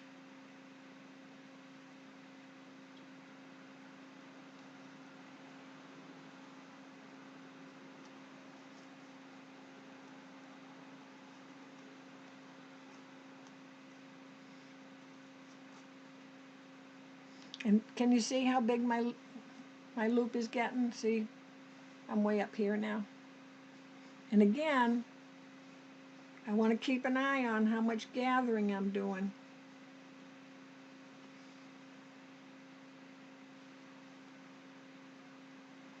Is anybody gathering with me? Oh, good, I'm glad, Persis. Yeah, so Persis, I have myself in the past started like in the middle even, and then I get gathering so much that, I have to let it back out like this far, and I'm thinking, well, that was all for nothing. And then evening it out over a big area, to me, is just harder to do. So I'm going to lay this down again. And see, I gathered in too much. Can you see now this fabric is too big? So all I have to do is, because I didn't tie this loop off so that it stays short, because I just want to, now I can just tug, you see? And now everybody's laying flat again. There's the little loop I made. If you need to, if you feel like you fidget a lot, if you need to, then you can take each of the loops and just tie them to each other, like a shoe. And I would just do one tie, and then it won't come undone. But if you need it to be undone and you've done that, you'll never get it undone. Oh, Rose, it works for you too? Good, good. And so now I'm going to put another. That's why I really wanted to spend more time on gathering than the finish of the pillow if it gets to be too much time. But I think we're all right on time. Nobody's fallen asleep yet, have they? I guess if they fell asleep, they won't be able to tell us. Oh, Christine, you're gathering. Now, Christine's using her sewing machine. Right, Christine? I believe you're using your sewing machine. It's not that I'm psychic. It's just that, just in case, like Rose, in case you're wondering how I know that Christine has a sewing machine, Christine and some of the ladies were before the, pandemic. Are we still calling it a pandemic? Before COVID, came into my classes. So I tell everybody, I might forget your name, but I'm pretty good at remembering what machines you have. So we're looking pretty good. All this down here is staying pretty flat. So now I got this next section. And here's my seam allowance. So I want to make sure that I want to have a little extra gather more towards my seam allowance. I'm not sure if it makes a difference or not, but in my brain it does. So I'm going with that. I don't want that seam to show, so I'm just thinking if I gather it more here, not so much more that it looks like a big bunch, but if I gather it a little more here, I'm thinking maybe the seam allowance won't show. It's a pillow. Who's going to see it? I know. Okay, so I'm good here. I'm good here. I'm still leaving my pins in, so my pins are kind of in between my clips. Okay? So that looks pretty good there. So I just got this little area now. See how you can see how it's sitting up? Let me back this up again because it gives me, my God, I can't see without my glasses on there. See? You can see. See? It's not hard to see where you have to gather, but look at this that we've done. And you know, because you should be right along with me. But look how nice that is. Now I might have a little bump here, but it really, once I get to the serger or the sewing machine, it's just sticking up a little bit because of the gather. But you kind of look at your gather and seeing how it's doing, and I can obviously see where I need help. Okay? So again, I got to turn inside out, or to the right side really. I want to pick about the center. No, you know what? I'm going to pick just a tad more. No, you know what? Let's stay with the center. I just want to keep my eye on that. Here's my seam allowance. I don't want this to end up being flat.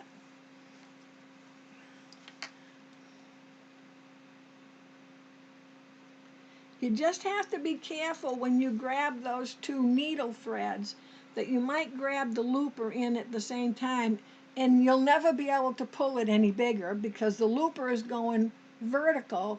You can't pull it to go horizontal.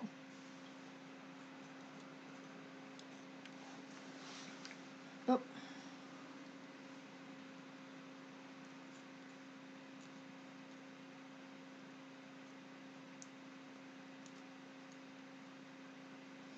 And really, once I can get it big enough for my fingers to hold, I don't know why it is, but when I hold it with my fingers, it just like instantly works better.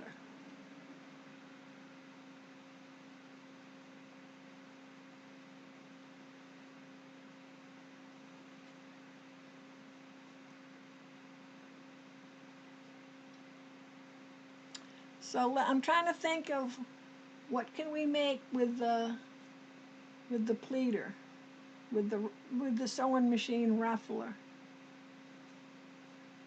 You know what we could do next week? Maybe we'll every now and again, instead of making a project, why don't we start our resource book for our different feet?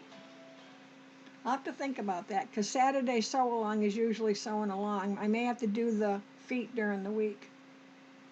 I'll give it some thought. Anybody has any suggestions or thoughts? Just throw them out there. Well, no, I didn't mean that, Christine, because she's saying just regular sewing machine. I'm saying whether it should actually be a project or not, because Saturday sew along is kind of project driven. I'll think about it. Okay, so before I get carried away again, because that's what I keep doing, you see? Good thing I stopped when I did, because I almost went too far. Now I got a big bump of gather here, so I'm going to put my finger below it so that I can pull it a little more the other way. There we go. And I got a little extra gather right where that seam allowance is. Okay? So I got another, I call it another good spot. It's my reward is I get to put a clip on. There we go. Yeah, we've done 2 weeks of serger on Saturdays, so we'll do something sewing machine. I just can't leave the serger out because I love to serge. We may have to go to like a Tuesday serge along. There's only so many days in the week, isn't there? Which reminds me, I can. All right. Where's my? Oh, there it is. couldn't find the tool. Which reminds me, if you're joining in, be sure to subscribe. My goal is I'm trying to get to 1,000 subscribers so that it will help me financially to support the page. So if you would please subscribe and then hit the bell. I think it's hit the bell. I'm not good at this. Hit the bell to so you get the reminders of if I load a video up or I go live, because there are going to be times in the future where I'm going to go live all of a sudden, I'm guessing.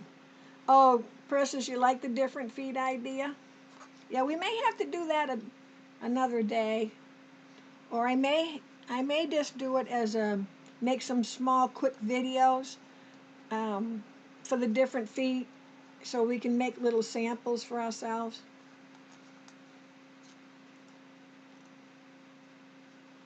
Because if I'm not live, I can chop little sections out that I'm just, making a mess of things. Though I usually do like to leave when I make a mess of things because we all make messes of things, don't we? So generally, I leave my mess of things so you know how to get out of the mess that you just made.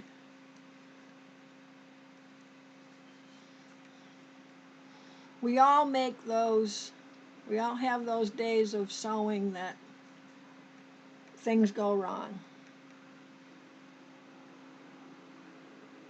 Oh, Rose, beading. You're really going out on the edge there, aren't you? Beading. Well, I have to go get some beads, don't I? You mean beading on the serger, like beading when you have a string of beads. Yeah. We can even make jewelry on the serger. Sounds like we might have to have a serger day or night.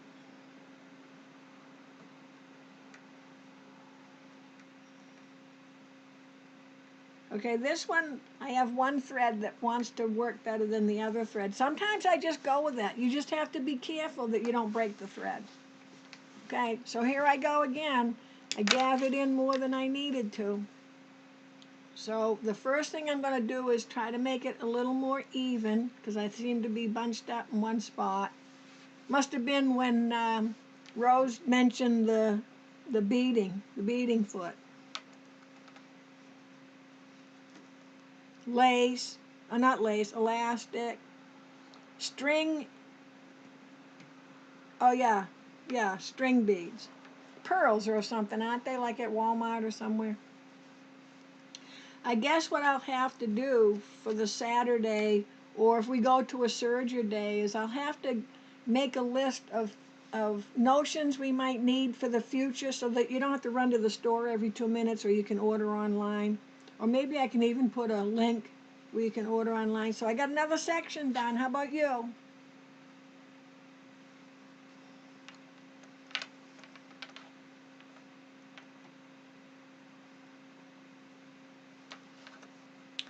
Rose, can you throw in the chat what serger do you have? Persis, what serger do you have?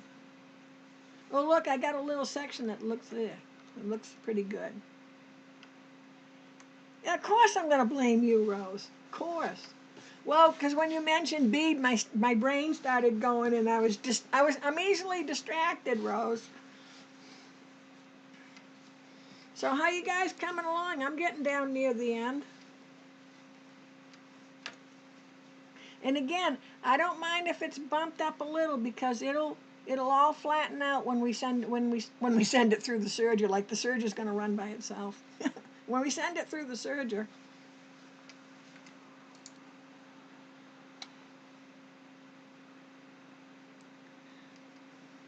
I'm also going to be doing a series on machine applique, and I'm going to be working with patchabilities, so I have to see how that's going to work out. So different ways to applique.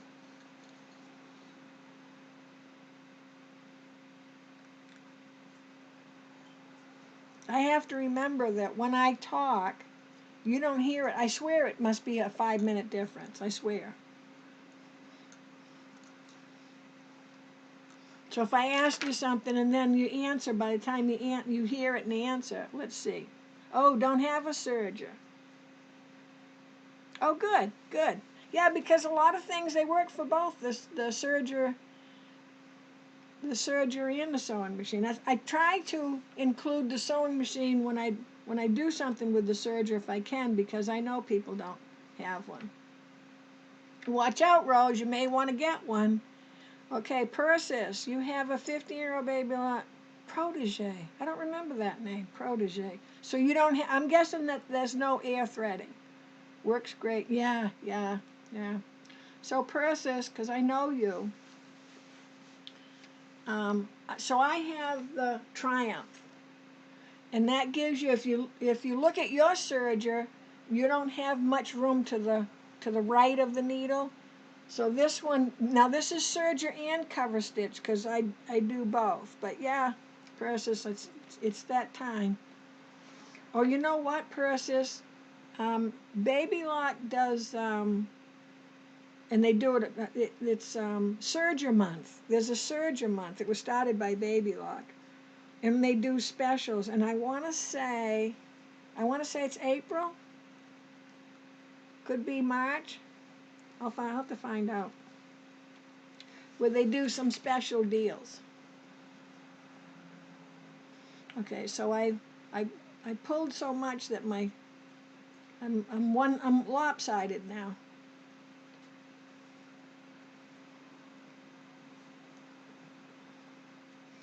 You can also gather by zigzagging over dental floss, but I find that that's too, it just moves too much. You know what I mean? It's too freewheeling for me.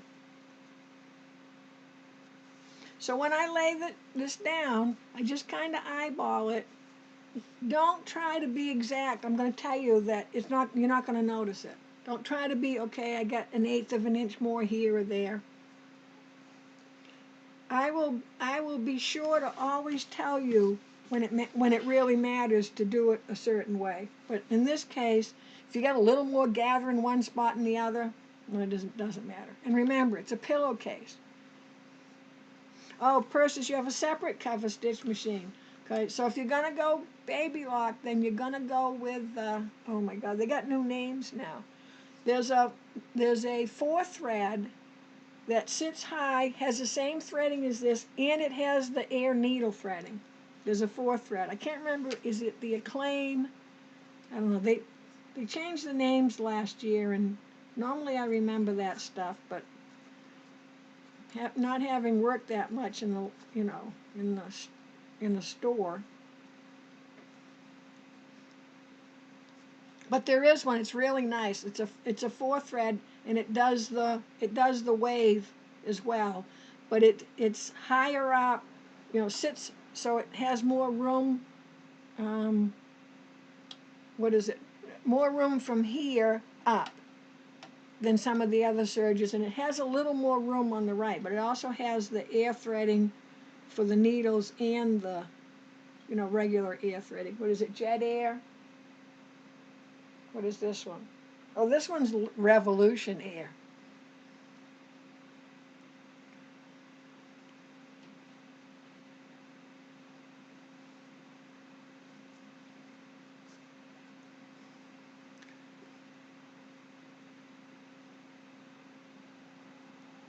Okay, Persis, you saw one with Carol? Yeah, let me know. You can let me know which one it is. I'll give you my personal opinion whether you asked for it or not.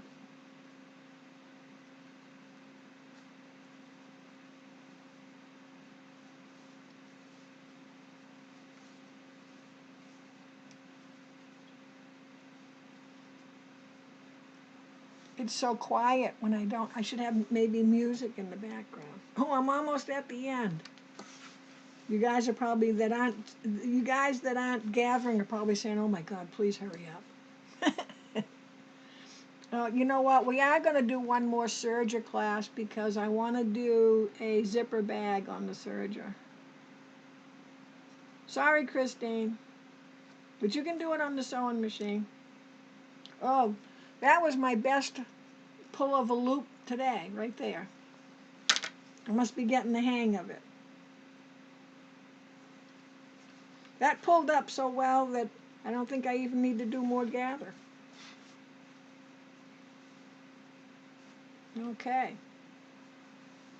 Check that out. Oh, no problem, Precious.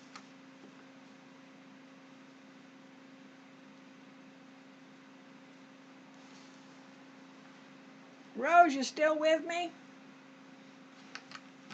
Okay. All right, where did I put my glasses? Okay, so I got to put this tool away because it could be dangerous to myself. Okay. Alrighty. I got to check my other computer to make sure you guys are still there because I wasn't paying attention.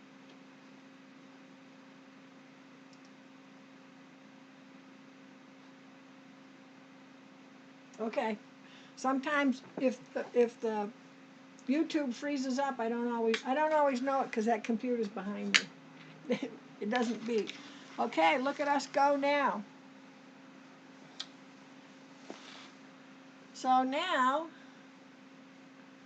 we're going to stitch these together with our 4 thread. So I'm going to stitch from this direction because I want my gathered ruffle on top just so I can keep an eye on it because it's going to want the pillow fabric and the gathered fabric don't always want to hang out together. So I'm going to switch the camera. Oh, good, thanks, Rose. You didn't leave me yet. Okay, so let's switch over, and I think I'm gonna have to get another tripod. This little, hold on. No, that wasn't a good idea. Sorry. This particular tripod that's as high as it can go. So I think I got to get one that, you're looking down more over here. Just when I think I have enough equipment. It's like sewing machines. Okay, so remember, I want and it doesn't matter sewing machine or not, I want this little part with very little gather because I'm going to be coming back by this way with a seam. In some cases, I might do a 1/2 inch seam allowance. I don't want a bunch of gather inside my seam allowance. So I always say that's about 1 inch of straight. Okay, I got my thread out here to the side. I'm going to leave this pin in because he's not bothering anybody out there. Okay, I've got my fabric. My fabric is up on my table because I don't, with the serger especially, your serger is sitting towards you more. So I don't have a lot of table. My lap is too far down because I'm not working on the sewing table. I'm working on my cutting table because it's bigger, so I have that workspace so you can see. I know you probably heard the story. Oh, so I don't need to gather anymore. Remember? So 3 things we're going to do. So let me back up. And these are quick. These are going to be quick. There we go. The first thing I want to do is I want to bring this back down to the end here. Okay, my ABC thing stays as it is, but remember I'm on 4 stitch length. I want to go back down to, I'm going to go to almost 2, so I'm just a little past 2. I could be on 2, but I'm going to go a little past 2. I'm going to go ahead and take my ruffling foot off. So remember, I'm going to hit the button in the back. There we go, it didn't want to come down. Make sure that I push my lever up a little more and I'm coming out to the side. I put my regular foot up in my toolbox, and I'll tell you why I do that, in case I didn't tell you before. Oh, for Pete's sakes, come on. On a serger, because you might switch feet, and because the baby locks have that toolbox on the side. So if I take my regular foot off, I'm going to put it in my toolbox, because say I put on my, I don't know, my curved foot, say I put that on, and I go to a class, and I have the wrong foot. Well, as long as I've got my original main foot in my toolbox, no matter where I go with my serger, I can do what I need to do. I've got my main foot. Does that make sense to everybody? On my sewing machine, when I shut my sewing machine off, I put my J foot back on. I know it sounds probably tedious, but I always put my J foot back on, because bad things can happen. So I'm going to come in from the side again. I'm over, so when you see my arm going that way, my lever is way over here. So yours might be here, here, might be back here, you know, over this way, whatever. But there should be, when you lift your foot, you can just push it that little bit more to get your foot in. And then if it's not quite right, I just give it a little wiggle. Did you hear it snap into place? It doesn't work as well with the sewing machine that way, but for the serger it's fine. Okay, so I just want to get started so that I have my needles as my third hand before I get myself all situated. And I'm going to probably have to take,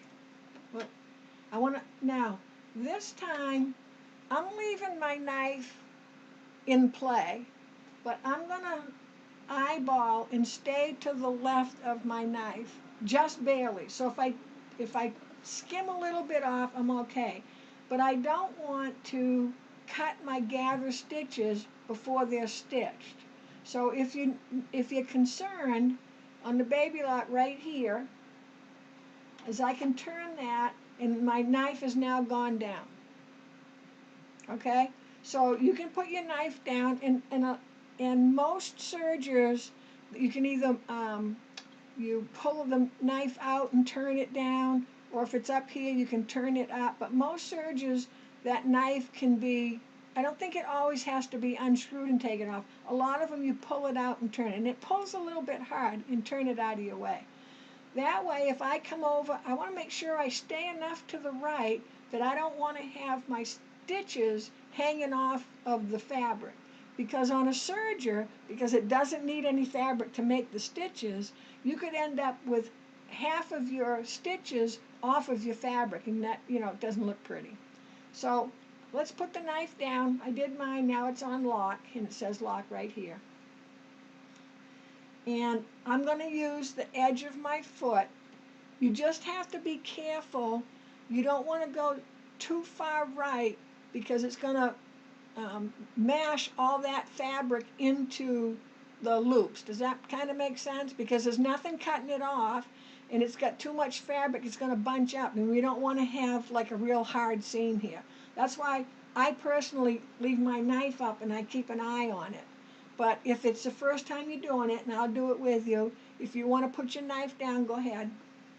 Okay, so I want to go in a little ways, and I'm going to have to watch this needle.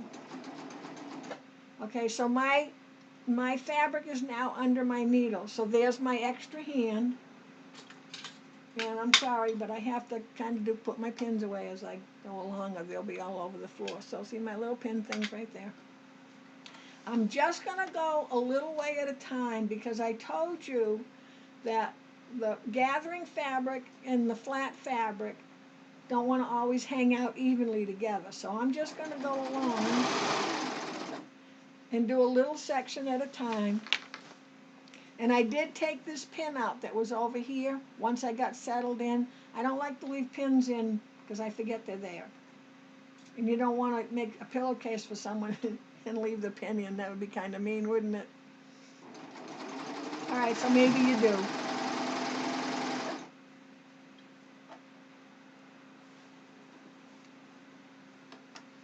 I'm looking back here to make sure I haven't put too much of the fabric in the seam allowance.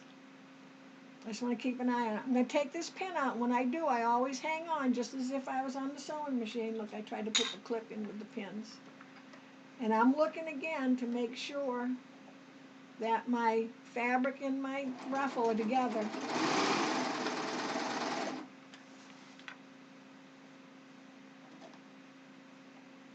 And I can see where I had a little bit of flat spot, so I just moved my fabric, so it filled in good.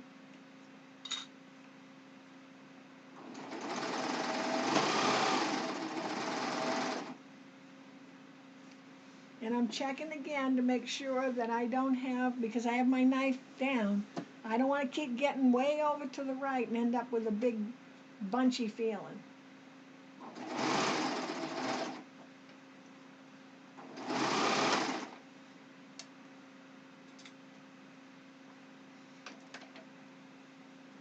And I can see that my fabric, ruffling fabric, tried to go that way while it was just going under the foot, so I just lift my foot up to fix it.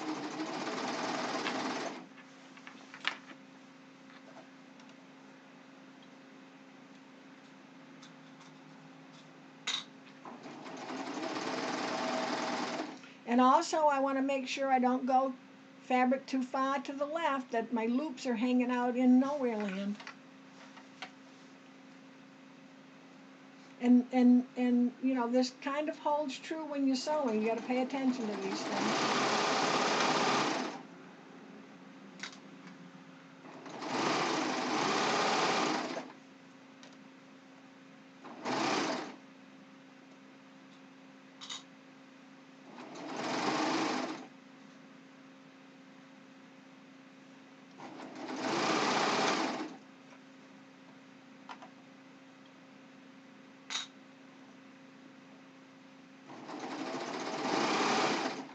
So anytime I can adjust my gather, if it feels like I got a little spot that all of a sudden I see it's real flat, I can adjust that little area.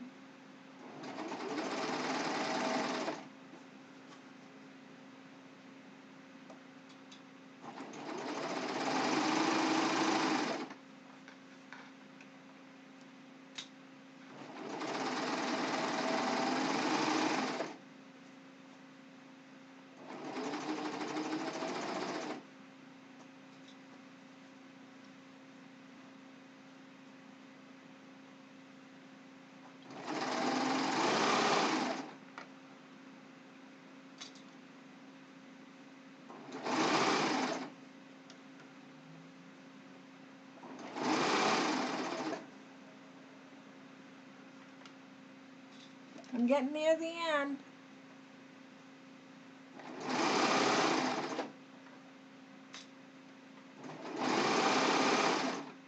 Oh, what have I got? Something caught back here.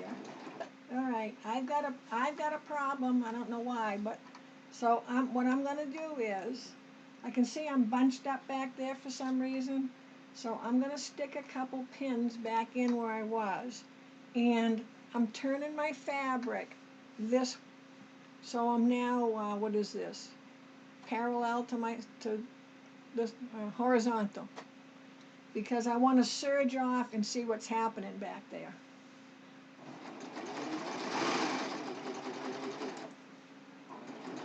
And I think I might have either a thread caught, so I just want to make sure I put my pins back in where my gather was. And I'm going to turn my wheel on the right hand side. I'm going to turn my wheel until my needles go all the way down. And then you don't do this often, but you do it for this. Then I'm going to turn my wheel backwards, away from me, until my needles come all the way up. And then lift my foot, and that should release it. So I can see that let's see if I can take my foot off, if I can see better. It's caught somewhere in there. Okay, so it was caught sort of on itself. So let me cut the thread, and then I'll show you. I'm not quite sure what it got caught on, but these things happen. So I'm going to put my foot back on. But these are things that happen to you. So if you need to get your fabric off without having to serge it off, or you can't serge it off for whatever reason, that's when you want to turn your wheel. And I'm not sure if this works on all serges. I know it works on the Baby Lock. It should. turn your hand wheel all the way forward until your needles are sunk in all as far as they can go. So do it slowly, because if you go forward and they start to come up, it's too late. You got to do it again. So go all the way down, and then once they go down, turn your wheel away from you all the way up, and it releases the stitches. So I'm gonna, first of all, I'm gonna put in, looking for scissors. First of all, I'm gonna stitch to make sure my stitching is okay. I want to do that first because those things you forget to do.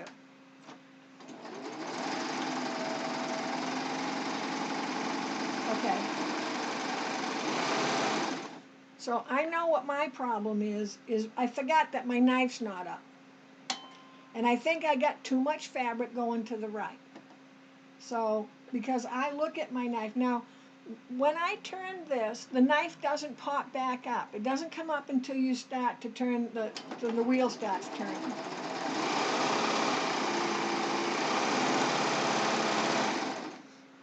So, because for me, I eyeball where the knife is, and I put my knife down, I got too far to the right, and let's see if I can show you. Because this could happen to you. So see how I got that big build-up there? Can you see it? See how it's supposed to be? See how it's all built up there? So I'm just going to, oh, this class will go forever now, won't it? Let me come back over here. But you know, these things happen to you. If they happen to me, they're going to happen to you. Not that I'm special, but they happen to all of us. So I have a huge wad of thread. See it? So it should be looking more like this. Can you see that wad of thread? So what I'm going to do is I'm going to put a couple of clips before it. And here's my pin. Ow, stabbed myself. And after it, because if I cut anything, I don't want to lose my gathers. So now I'm just working in this little area right here. And I'm just going to try to get rid of this hunk of burning stitches. Guess that won't work for people that don't know Elvis, huh? Because I mean, I probably, it looks like I have half a spool of stitches there.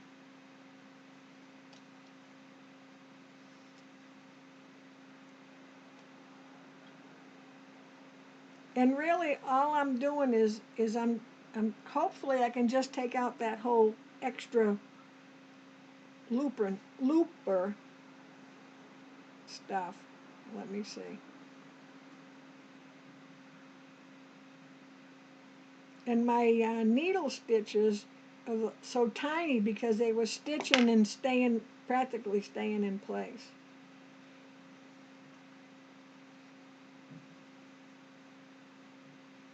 So so the part of it that doesn't feel bad, I'm not going to concern myself with, but I had a big knot of stitches there at the end. And I got to be careful. Number one, I don't want to cut my fabric by mistake. Because your seam ripper, you know your seam ripper, I'm sure you've had it happen to you where you're doing your seam ripper and you seam ripped your fabric.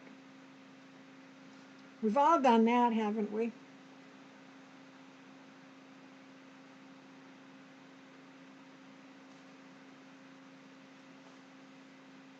That's quite the wad of thread there.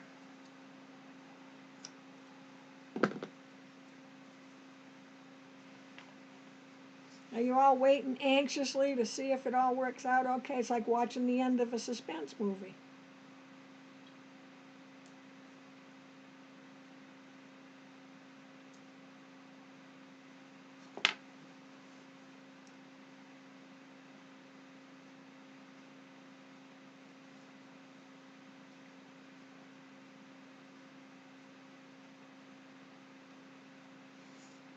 I just want to get it so that I don't feel like a big knot. I don't care how it looks because I'm going to serge over it again.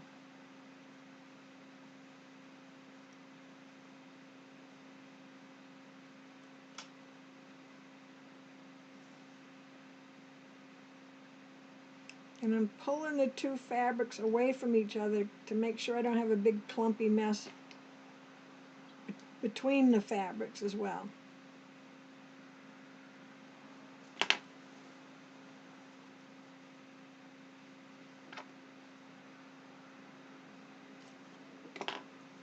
I should call this segment, "What would you do if this happened to you?" So if anybody's watching this after the fact, you can just, skim right by this part. Okay, so now I need to serge on. That's pretty exciting, isn't it? Because I'm in the middle of somewhere, I'm not at the end.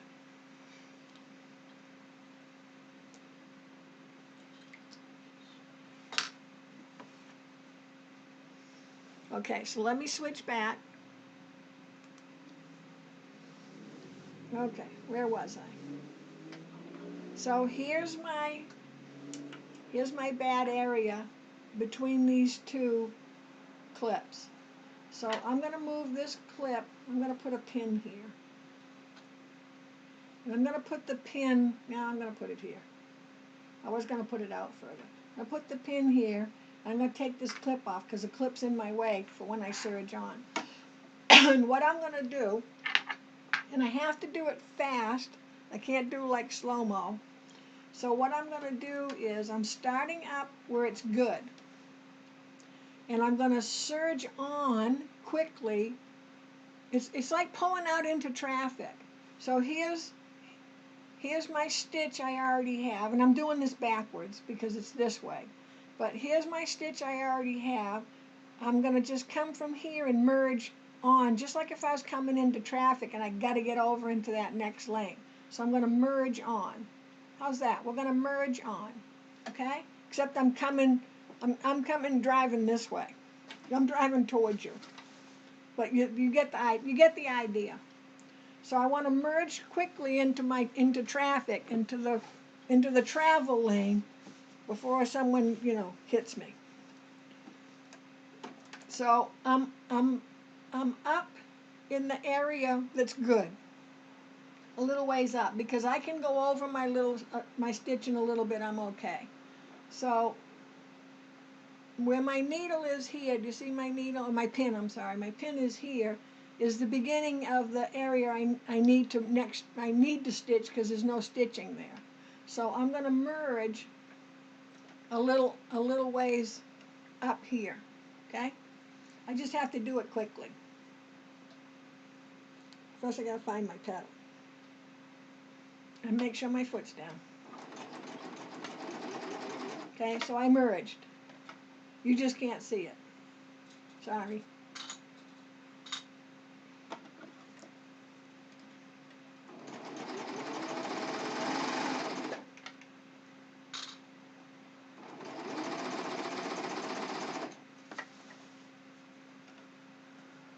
So that was a case of we were going on the highway. Has this ever happened to you? You're on the highway and take an exit, but you really needed to take the next one down, so you have to get back up and merge back in. That's what we did.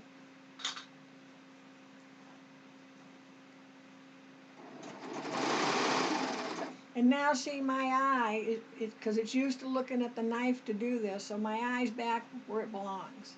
And I really was totally looking in the wrong place, I will tell you that.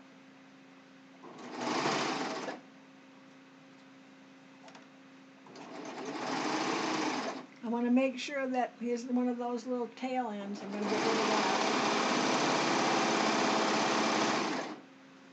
Phew, we made it through the traffic. Okay, so, see?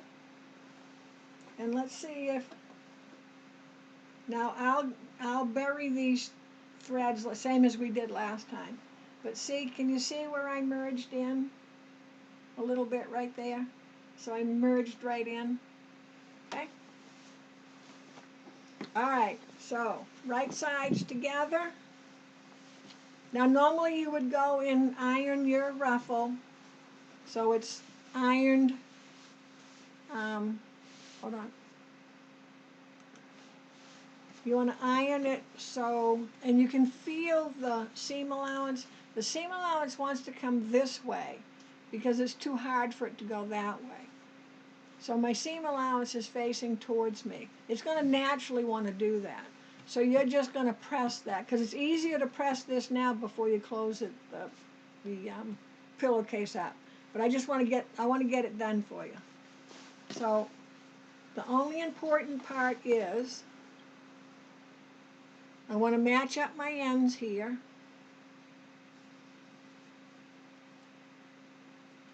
So again, I still do the same exact thing. I'm going to put a pin down here. That just keeps this edge right. And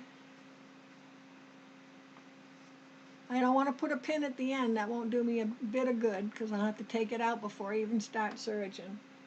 So let me put a clip here. And then I want to make sure that where my ruffles both start with the body of the fabric, I want to have that as matched as possible. So I'm going to stick a pin way down here because I want to leave that pin in. See it here? I want to leave that pin in as I'm serging by to keep that in place. It won't do me any good to have it here. And I'm just going to put in one clip, and I won't do any more.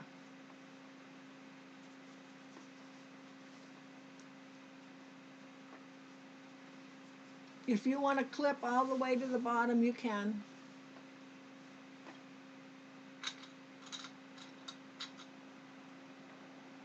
Okay, now, it helps if you clip both fabrics, doesn't it?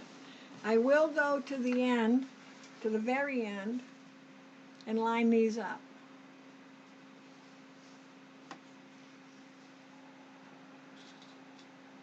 And I'm still doing my pin over. See, here's my edge. I need to get over a little more. I'm pinning over there, okay? And I can tell by holding this up. They should be the same size. It's the same piece of fabric. Okay. So, oh, thanks, Rose. Okay, so we have 2 seams left. Okay, this one and one more.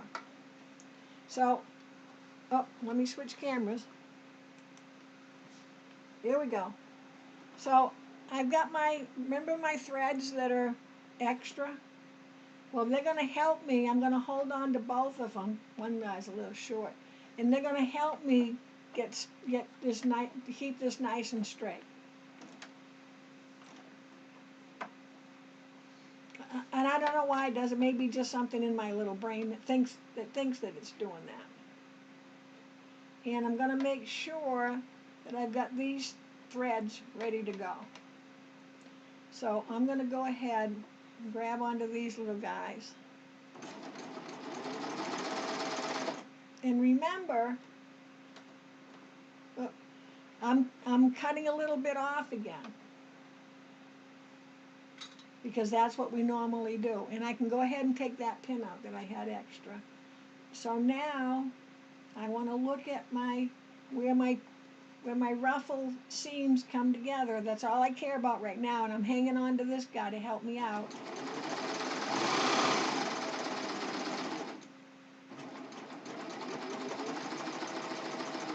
Oh, my pin's a little close, so I gotta get.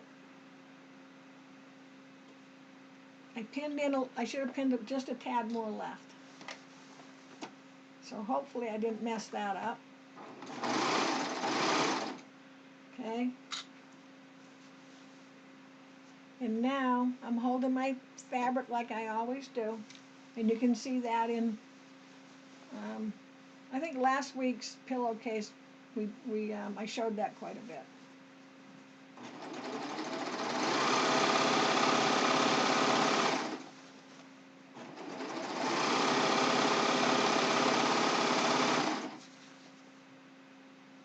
And I've come down the end to make sure everything's looking good.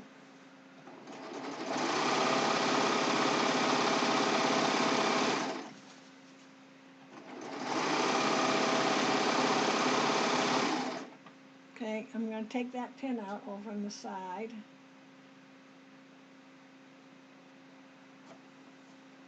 And I'm going to be off a little bit, and I want you to see that.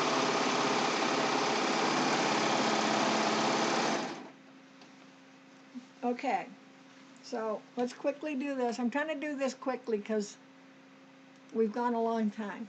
So if I'm not perfectly lined up at the bottom, so see, can you see I got a little bit gray showing of the right side. So you want to make sure before you go slicing and dicing that you really should be.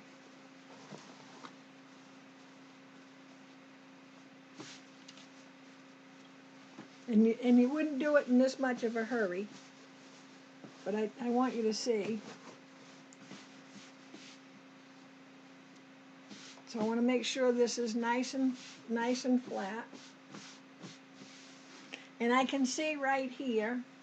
See how can you see it? I got a little more pillowcase here. Now I'm on the serger. I could just cut that off, but let's do it this way. I want to make sure that I'm straight across here. I'm straight here. I've given it a good press so everybody's lined up.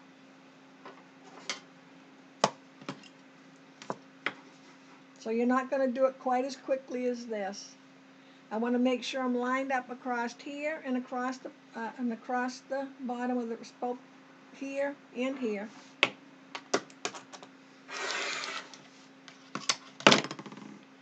Got rid of that little bit of that crookedness. So my last seam, here's my seam allowance. I'm going to turn my seam allowance towards me. And I'm only folding it. Let me do it on the other camera because it's closer up. Oh, my stuff went out of order. So I'm just turning it over whatever the width of that stitch is, that seam allowance is. And that's going to make sure that I have a perfectly squared corner when I turn it right side up. Okay?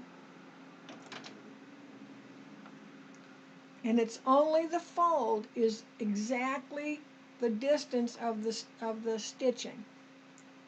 So it's only folded the distance of the stitching. There should be no like plain fabric up here. It should be the top of the stitching should be up there. And it's not hard on the serger. It practically folds over for you. Okay?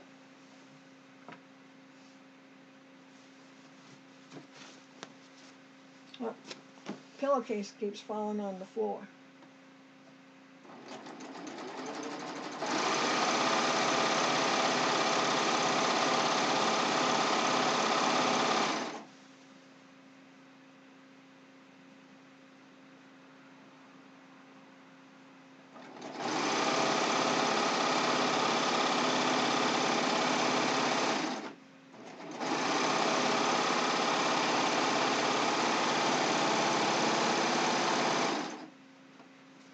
And we're done. How's that? Okay? So you would weave in all your threads, and I'm not going to do that today because this video is so long, but if you look at last Saturday, so that's January -9th, is that January 9th? Last Saturday, it's the pillowcase with the cuff.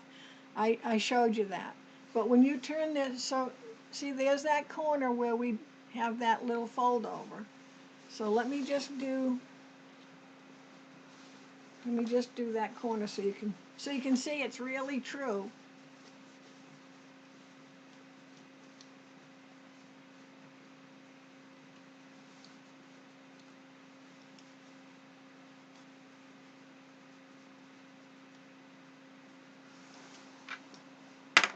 So see how you have a nice, look at how nice a square edge that is. Okay, so you're gonna weave in all your stitches. Make sure you do your weaving in before you cut your threads off. And again, that's in last week's Saturday sew-along. You're going to give the whole thing a good press. But look, Then you look at that and you go, okay, there's nothing to see here, folks. Everything looks just fine. Where's my, okay, here's where my seam allowance is in this area here of the cuff, so that's fine. So there we have it. You're going to go ahead and press yours. You should press yours, so you should have pressed yours. When you finish that long seam, just give the seam a press. You don't have to turn it right side out and all that. Just give it a little press. Do your other seam and done, and then just give the thing a good, I know it's a pillowcase. Look, I'm talking so fast. Sorry. It's a pillowcase, but the first time you sew it, you really want to give it a good press all over these seams. You don't need to press this because you're flattening it out. But you want to give all where the seams are a nice press, because it generally just stays good forever. So when you wash it and dry it, it isn't like you don't need to press it thoroughly again every time you wash it. Okay, so thanks everybody for joining in. Thanks for going through the gathering in my little spot of Serger, what would you call that? That Serger mishap, but those things happen and they happen to you. Isn't that pretty? It's Alice in Wonderland. So now, because I did the sample, so now I have a set. That's even nicer. I have a set of pillowcases. Okay, so I believe we're going to be doing a zipper bag on the Serger, just to show how much easier it is to put a zipper in on the Serger. But you never know. Christine may, beat me into doing something different. But I will let you know. I will let you know during the week. And I apologize again for that post not going up on Wednesday or Thursday last week for today's class. So thanks again, everybody, for joining in. Please be sure to, hit the like, the thumbs up. You can skip the thumbs down. Make sure you subscribe, ring the bell. Ask any of your friends, and you can recommend to join in so we can get a good community going. And have a great week, rest of the weekend. Have a great next week.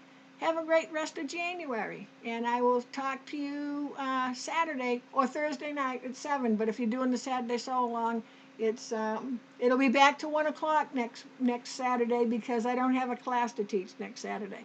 So see you next week. Thanks. Bye bye.